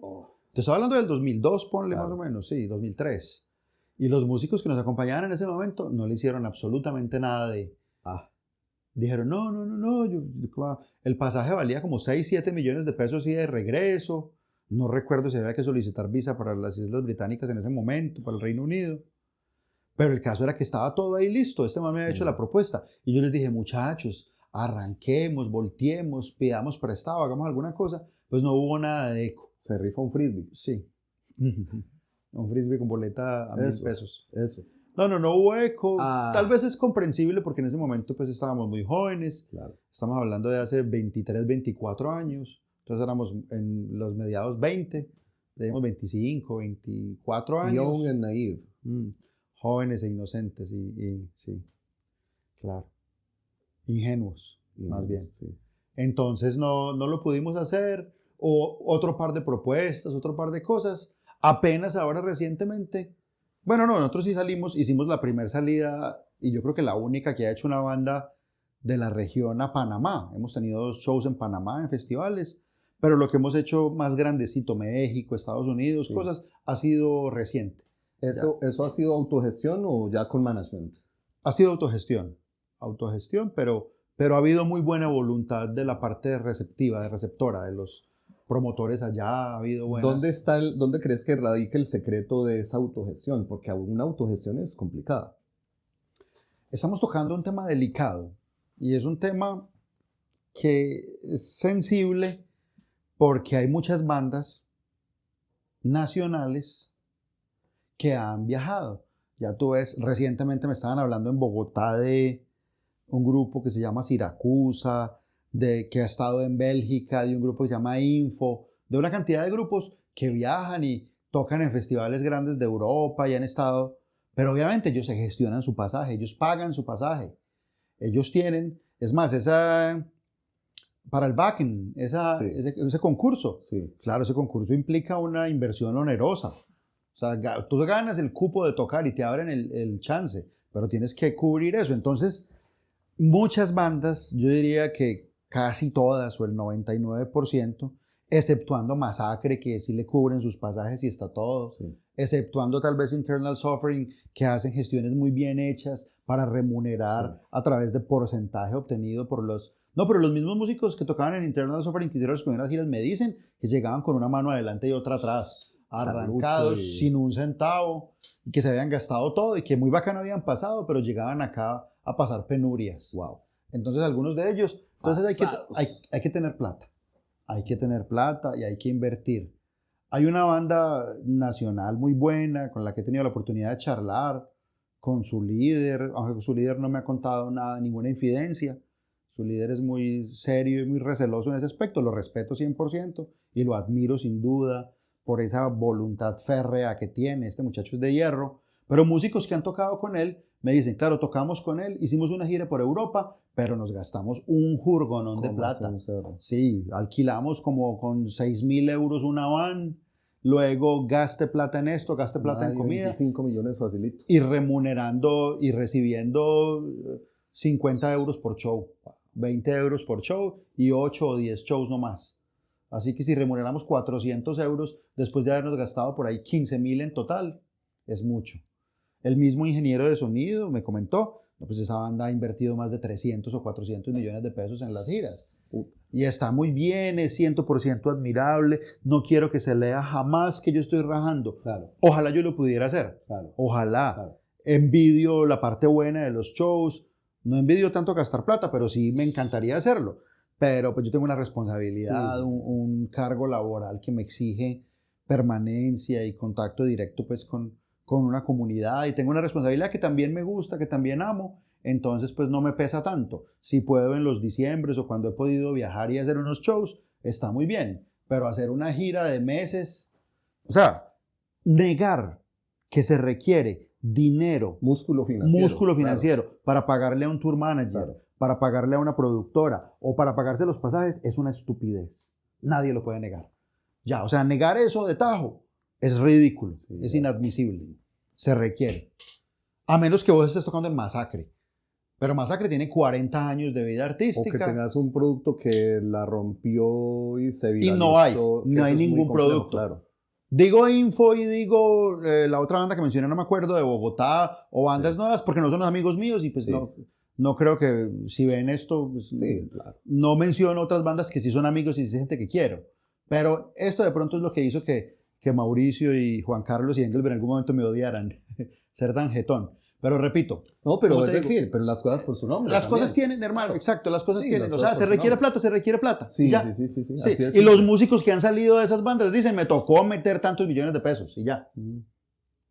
No, es que solamente montar la banda es un billete. Claro. Comprate una batería, comprate una guitarra medianamente decente. Exactamente. Mira lo que resultó haciendo un amigo mío, haciéndome un GoFundMe para poder tener yo mi propio procesador. ¿Vos sos amigo de estos locos de Suicidal Tendencies? Tengo contacto con Luigi Mayorga, con esa Bueno, gente. hagamos ese ejemplo. Luigi Mayorga te dice, qué bueno Cartel Psycho, me parece maravilloso, están haciendo algo increíble, quiero que toquen acá en California, quiero que toquen acá en tal sitio. Hay que meterse la mano al bueno. y empezar. Entonces él tiene la opción, aquí tengo una banda de Sacramento, una banda de Pasadena, una banda de tal cosa, o tengo unos manes de Cartago Valle para traer que los pasajes de cada uno me valen 5 millones de pesos, 4 Pero millones. mira que en estos días estuvieron de gira con una banda que se llama Locomuerte de Francia. Sí. Bueno, pues... Obviamente eso es lo que se pagaron el pasaje para allá. Sí, no, y lo otro. No vamos a comparar Europa con Cartago en cuanto a poder adquisitivo y un montón de cosas. Claro, son cosas Euro diferentes. con dólar, no compares. Sí, es difícil.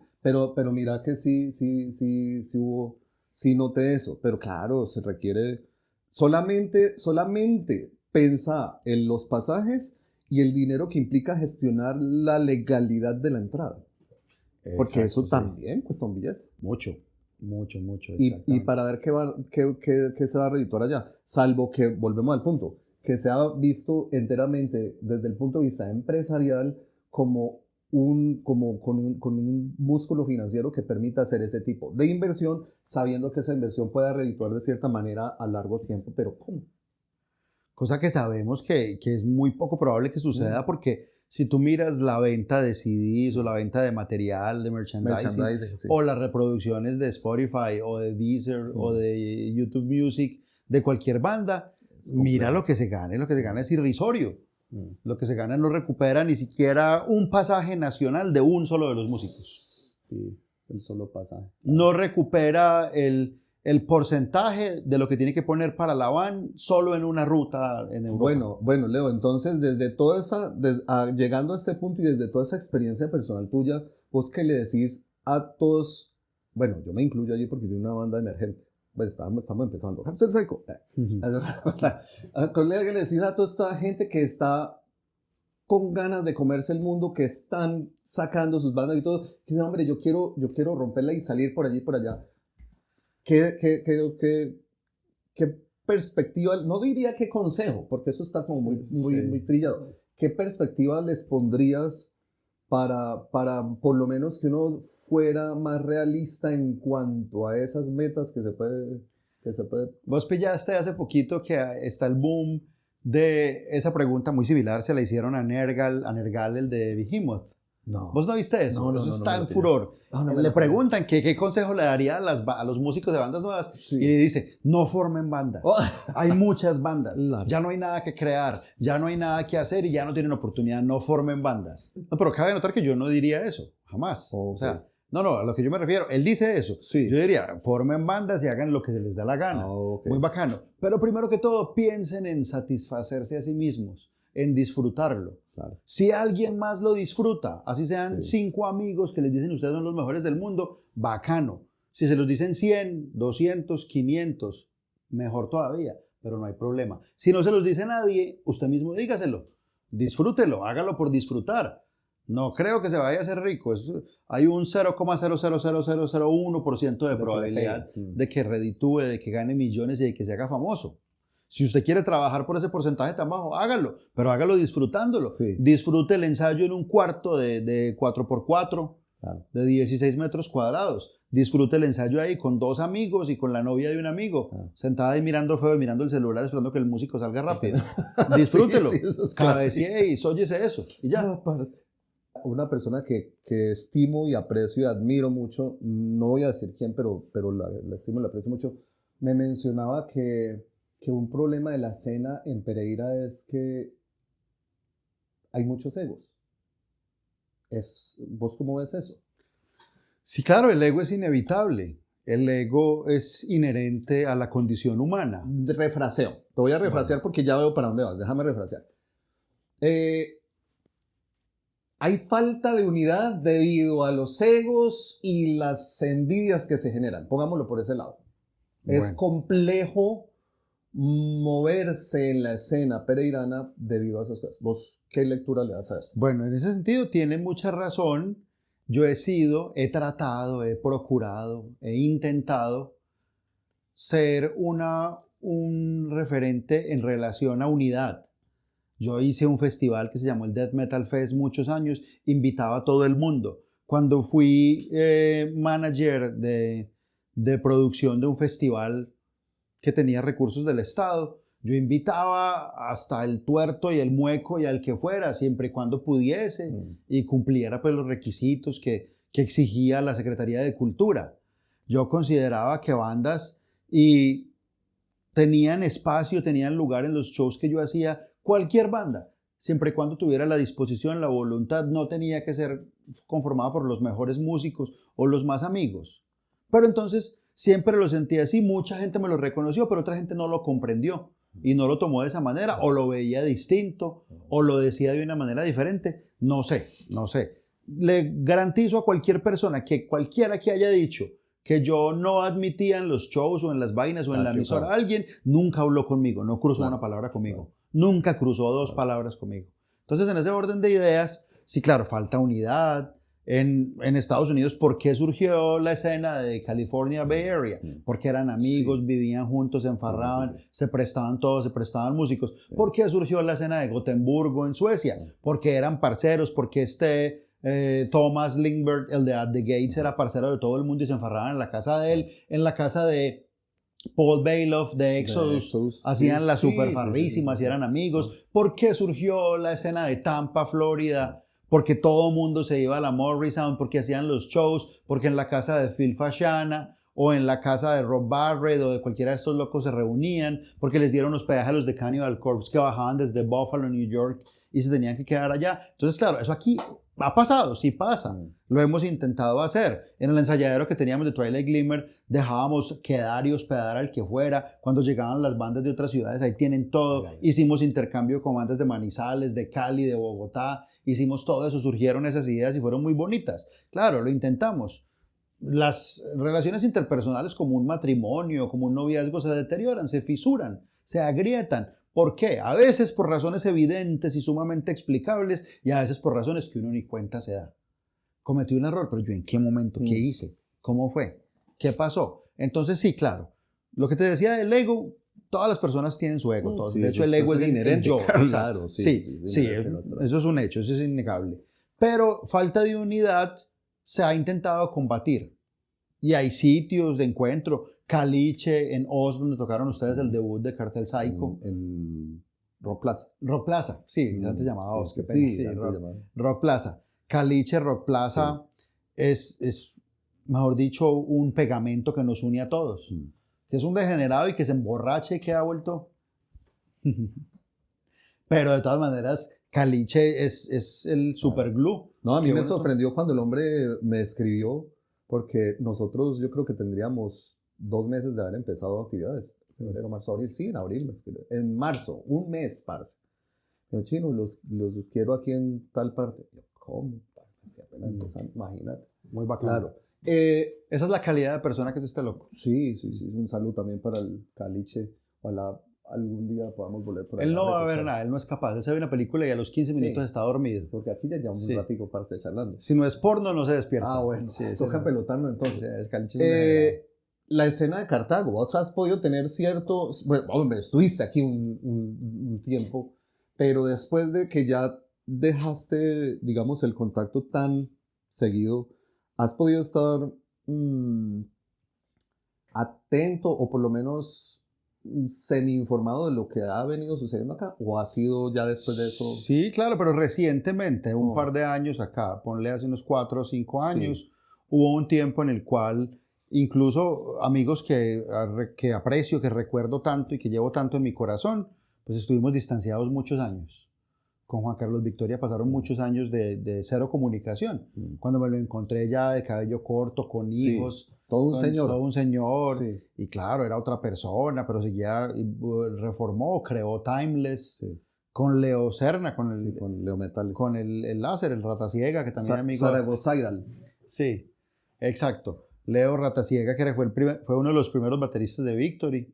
Un baterista, el hijo, de los mejores bateristas que hay acá. Parce. Y un gran amigo y un señor. También es un anciano ya está bordeando los a cierta edad. 80, 90 años tendrá Leo. Bueno, los timeless. Los atemporales. Pero entonces, claro, restauramos o reestructuramos o volvimos a forjar estos vínculos hace un par de años, reciente.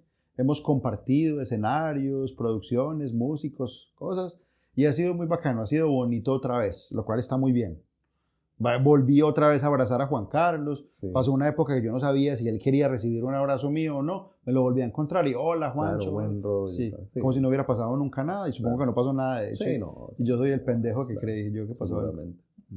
Pero nos quedamos ahí, en general, la escena. Bueno, en la escena nueva. Mira que yo estuve en un concierto que tocó una banda que se llama Leather Beach. Low Beach. Los peladitos. Sí, estuve en ¿Te tocó cuando cantaba la Caro? Una niña. Me imagino, sí. Una niña, bonita. Todavía no está... No, ella ya no canta con ellos. No, está otra chica. Ah, bueno, listo, sí. Yo estuve en un concierto de ellos. Quise ver las nuevas generaciones, Adaya, las bandas que ha formado Héctor Vélez con esta chica, no me acuerdo el nombre, Vanessa. Forgotten Years. Forgotten Years, y creo que tenía otra. Nativos, pero era con Erika. Sí. Bueno, sí, yo estuve pendiente, les ponía cuidado, claro, no estaba muy involucrado, ni asistiendo, ni viniendo por acá, porque no tenía las personas que me recibían en esa época, ya no me reciben y están en otro momento de sus vidas, obviamente. Y obviamente puede uno venir y volverse a ir, pero pues el parche no era el mismo. Claro. Hace poco tocamos en un concierto que hizo Miguel. Sí, señor. El otro Miguel. Yo recuerdo, yo estaba ya ese día. Sí. Hace poco fue bacano reencontrarse amigos viejos. Diego Pérez, ¿vos conocés a Diego Pérez? Diego Pérez. Sí, claro. Yo me encuentro mucho, ¿vos te acuerdas de Hugo Drupi? Sí. Hace rato no lo veo por ahí. Hugo está en Pereira. Hugo con razón. Está trabajando en una fundación y es licenciado. Nos encontramos. Hugo es un amor. Sí, sí, Hugo es un personaje, caballero, claro. un señor. Con razón, hacía tiempo no. Bueno, igual yo tampoco es que apenas que he venido a reactivarme del año pasado para acá, porque yo siempre mantenía un perfil demasiado bajo. Pero sí que no lo había vuelto a ver. Pero ahora se estás tomando todo por Storm. No, pero pues ahí porque ha tocado, pero bueno, Sí, ahí vamos su sí. moral, ahí vamos su moral. Claro. Viejo, el momento más satisfactorio de todo este viaje. Muchos. Sí, ya sabía. Muchos, Sí, muchos. Muchos, Parce, muchos, pero sí. siempre tiene que haber un momento que uno dice, puta, este momento yo no lo cambio por nada, man. Si pudiera tener el Groundhog Day, el día de la marmota, Sí. que repite y repite, qué chimba que fuera ese día. Bueno, yo creo, y mucha gente se va a enojar o lo que sea, pero yo creo que el concierto en New York. Desde niño soñé con tocar allá, con ejecutar, con presentar las canciones en inglés legalmente, con hacer ese tipo de cosas, con estar en una tarima tocándole a gringos. Había mucho latino también, pero el local estaba lleno. Tocamos con The Antichrist en Lucky 13 en Brooklyn. Fue afortunado porque ya estaba el guitarrista gringo con nosotros. Nosotros tenemos un guitarrista norteamericano ahora, David, que vive en North Carolina, en Raleigh. Entonces aproveché la coyuntura. Él vino acá cuando tocaron, que te llamó Miguel. Sí, claro. Oh, sí, yo Sí, recuerdo, sí. no, es que había que traer al guitarro a alguien de Estados Unidos. Sí.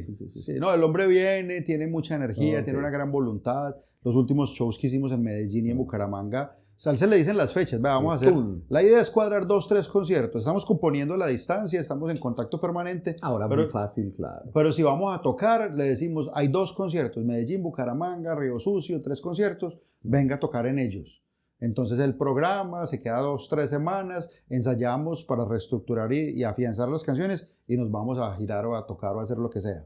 Entonces, a los demás chicos les había dicho, muchachos, gestionen la posibilidad de ir, porque yo llevo más de 10 años recibiendo propuestas, invitaciones también se pueden llamar, para tocar allá. Yo tenía gente en Florida que me decía que llevara la banda, tenía gente en Connecticut, en varias ciudades, en New Haven tengo un gran amigo, en Boston, en muchas partes, en New York está Pablito de Mutilated Records, y siempre me decía, ese año me dijo Pablito, hermano, este año voy a hacer un festival que se llama así, asá, va a estar con The Antichrist y con 2 o 3 bandas de acá y necesito que esté Twilight Glimmer, así que se viene, por favor, como sea. Si no viene este año, me enojo y no lo vuelvo a decir nunca. Pues no me lo dijo así, pero sí, pero estaba implícito. Entonces ya estaba el guitarrista gringo, bueno, tengo el 50% de la banda, al menos bajo y voz, el que hace el bajo y la voz, y el guitarrista. Sí. Necesito conseguir otro guitarrista y un baterista. El otro guitarrista se consiguió, ensayamos con él, pero tuvo una tragedia familiar, un problema y le tocó bajarse del bus, así que tocamos 3. Un guitarrista, bajista y vocalista, y el baterista, que fue Anderson Montoya, que tocó en Gold Trade y en varias agrupaciones. Muy buen músico. Tocamos 7 canciones y fue maravilloso. Y todo el pre y el post. Fue una locura. Momento rockstar, pues. Claro, y usted sentir que le están cabeceando, que la gente, que llevé yo como 7 u 8 hoodies, buzos, que acá se vendían una plata y se demoraban y se vendieron de una al momentico. Llevé unos CDs, llevé unas camisetas y eso de inmediato. Ya tenían datáfono, lo que llamamos nosotros datáfono, todo el mundo compraba y se llevaban los productos. Y yo, no, ¿qué es esto? Eso es un sueño. Subirse a la tarima, tocar. Pudo no haber sido el mejor sonido, pero como te digo, eso para mí nunca ha sido lo más importante. Lo importante es sudarla, sentirla, darle la mano a la gente y que haya ese contacto. Y eso así fue. Entonces, en cuanto al metal, te estás hablando en cuanto al metal. En cuanto al metal, ese sería el Groundhog Day. ¿Y el peor momento? El peor momento, pues la muerte de Juan Bulla. La tristeza de la partida de Juan Bulla, que estuvo con nosotros tantos años. Ya no estaba en la banda, pero estábamos hablando justo 15 días antes de su fallecimiento. Bueno, pueden ser más, 3 o 4 semanas, nos habíamos reunido y habíamos hablado. Mano, vuelva a la banda. Y el man, pues sí. Ya no está tal persona con la que he discutido, ya esto, o estamos muy viejos. En el 2017. Vuelva a la banda, listo, hágale pues, vamos a seguir ensayando, hágale todo bien, sálgase de esta cirugía del corazón, sálgase de todas estas vainas y empezamos a ensayar. Y pues se marchó. Bueno. Se la vi, dice, ¿no? Se la vi. The show must go on. Leo, pues hermano, yo sé que se nos quedan cosas entre el tintero y esto es como para 4 o 5 episodios de este largo, pero yo espero que esta no sea la última vez que nos sentemos aquí a hablar de música y estas cosas. Eh, es importante para las nuevas generaciones conocer todas estas historias, porque todo esto pienso yo que hace parte de donde proviene todo lo que se está haciendo. Si no conocemos la historia, Estamos condenados a repetirla. Entonces es muy bueno saber que hay gente detrás haciendo un montón de cosas que ya han casi que pavimentado un camino para que las nuevas generaciones puedan hacer cosas con mayor facilidad. También lo que decías vos al principio con cierta modestia, que si bien hay un montón de gente que sabe quién sos vos y la importancia, si vos digas que no, que has tenido y que tenés en los procesos musicales, hay nuevas generaciones que no lo conozcan, que esto sirva también para eso. Yo recuerdo aquí traje a los de Fénix, pasé por todos los integrantes de Fénix porque para mí ellos son también unos referentes que yo veía cuando yo estaba empezando y que para mí la importancia de toda la influencia y el apoyo que fueron ellos cuando estaba yo comenzando en los 85, 86 viéndolos, eso es importante y ahora hay mucha gente que no se da cuenta de eso. Entonces, qué bueno que este tipo de documentos sirva para eso. Y de nuevo, parce, gracias, hermano. Pero de nuevo que esta no sea la última vez. Qué bueno que podamos algún día compartir Tanaima Chino. Me la sueño haciendo eso.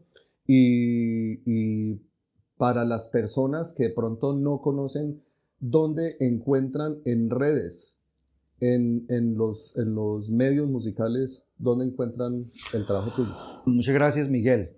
Primero que todo, pues como dije al principio, me siento honrado de estar acá. Me gusta muchísimo. Hoy tuve jornada laboral extenuante, muchas cosas para hacer, pero siempre estuve motivado desde por la mañana. Miré mi calendario de Google, que me toca hacerlo porque tengo 1000 cosas. A esta edad, la vejez. No, a uno se le olvidan las cuestiones. Yo también todo lo apunto. Ahí, parce, está la herramienta. Hoy es el día de la cita con Miguel Penilla en Cartago.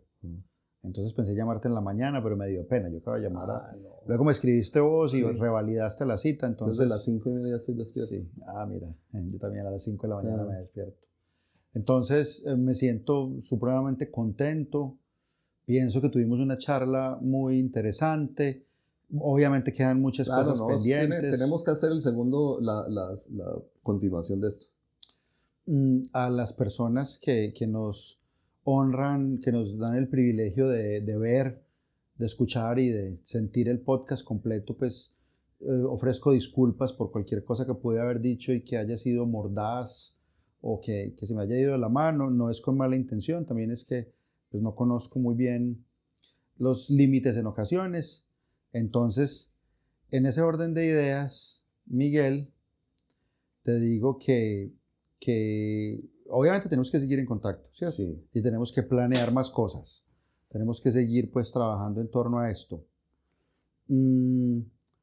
La despedida para todos, lo que pueden encontrar de la producción musical que ha estado en físico, porque hemos sido muy puristas de la producción en físico en CD, y próximamente en el EP esperando, y también ha sido un sueño que no se ha cumplido todavía, pero aspiro. El vinilo. El vinilo, exacto, el LP, el vinilo, el acetato que llaman. Esa es la época en la que uno destapaba el LP, sí. Olía lo que llamaban la pasta americana, sí. Sacaba el insert para mirar las letras. El domingo compré el disco de Tránsito Libre.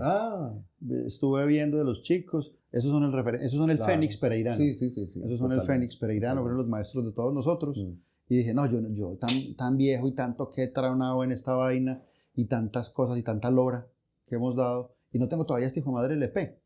Y que está en curso hace como 2 años. Y que teníamos un lío con el sello. Okay. Con el sello. Pero viene. Pero ya viene, sí. Diría que está en camino. Quisiera decirlo porque está en producción. ¿Van a hacer algún lanzamiento para ello? Sí. Claro, tenemos el primer disco, el Paradox. Okay. Bueno, entonces, pero obviamente The Twilight Glimmer en redes está todo. En YouTube Music, en YouTube, hay un canal de YouTube. La página de Facebook la hackearon. Teníamos más de 7,000 suscriptores o seguidores. Nos tocó crear una nueva. En este momento no tiene ni 500, pero no me importa. La verdad, eso no deja de ser del alma y algo orgánico, entonces poco a poco, o si no se llega, no hay problema. Sí, tampoco. No vamos a dejar de tocar por eso. Pero pues sí dolió en el momento que la hackearon, Sí, claro. por culpa de Alex Chatarra. Se Alex volvieron los Chatarra, papeles por ahí con- le hackearon, él tenía acceso, obviamente yo le di acceso a todos los músicos, y él con su sello Green Revolution y sus bandas Shadows and Chaos y las demás, le hackearon varias, se le metieron, hizo de todo, entonces culpa directa. Así Ay, que por parce. favor, meta plata en la publicidad, haga algo para Ay, eso. parce. Le he dicho muchas veces, pero no lo hace el hijo de madre ese. Bueno, entonces, no estoy molestando. Entonces está todo lo de Twilight Glimmer. Aggressive está muy sólido. Me siento muy feliz de la invitación de tocar con ellos, muy orgulloso. Show muy bacano, porque parce, sí, muy bacano. el show. Aggressive es una locura. Los muchachos, pues, el viejo Lucho y el Neandertal de Snyder, estamos supremamente concatenados y afinados con una ruta. Vienen muchos shows. Creo que Aggressive va a estar en diciembre acá en Cartago, pero pues me van a conseguir un reemplazo porque yo no voy a estar en ese mes. Voy a estar en los últimos shows. Ahorita aquí hay uno en Barcelona, Quindío, y en otros, pero para ese sí voy a tener pues que estar fuera por razones pues personales, pero ellos lo comprenden y un músico se aprenderá. O ya que ha tocado con ellos, los acompañará. Va a cubrir. Sí, no el espacio, porque le queda muy difícil cubrir el espacio, pero lo musical sí lo va a cubrir. Ya está mucho mejor que yo. Entonces, de Aggressive también está todo en redes. De Belial también hay, creo que no están las canciones porque Belial no sé si en algún momento pagó pues un operador, un distribuidor de metadatos para subirlo a Deezer o a Spotify, pero de Twilight Glimmer sí hay al menos 4 álbumes. Nosotros tenemos 7, hay 3 que nunca se subieron. Esos solo están en físico. Es simple, Twilight Glimmer y fácil. Twilight Glimmer. Igual en la descripción del video dejo la mayor cantidad de enlaces. En el Facebook es Twilight Glimmer Metal. Twilight Glimmer Metal, porque el Twilight Glimmer ya... Te metes a Twilight Glimmer normal y sale una manicurista de Tailandia o de Indonesia. Pero bueno, eso es... A menos dolió adentro, pero pues no nos causó enfermedades físicas, entonces qué hijo de madre. Y ahí está eso, claro, sí. E Instagram, sí está el Instagram de Twilight Glimmer, que sí está sólido y subimos cosas constantemente.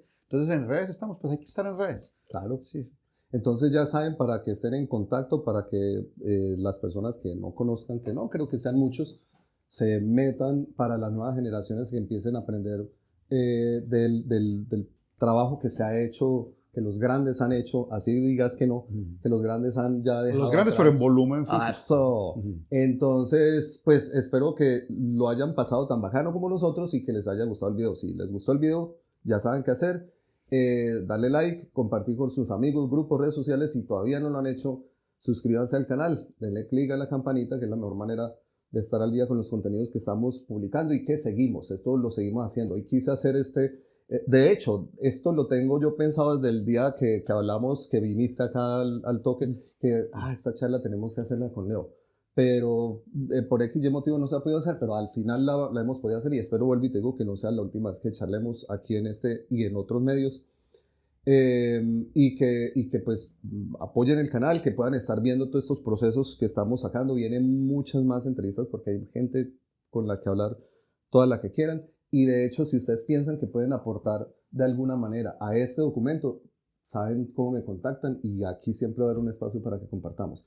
Así pues que, de nuevo, Chino, qué bacano. Mil gracias. Muchas gracias. A ustedes, gracias por estar hasta acá y nos vemos en un próximo episodio y ya saben, stay psycho.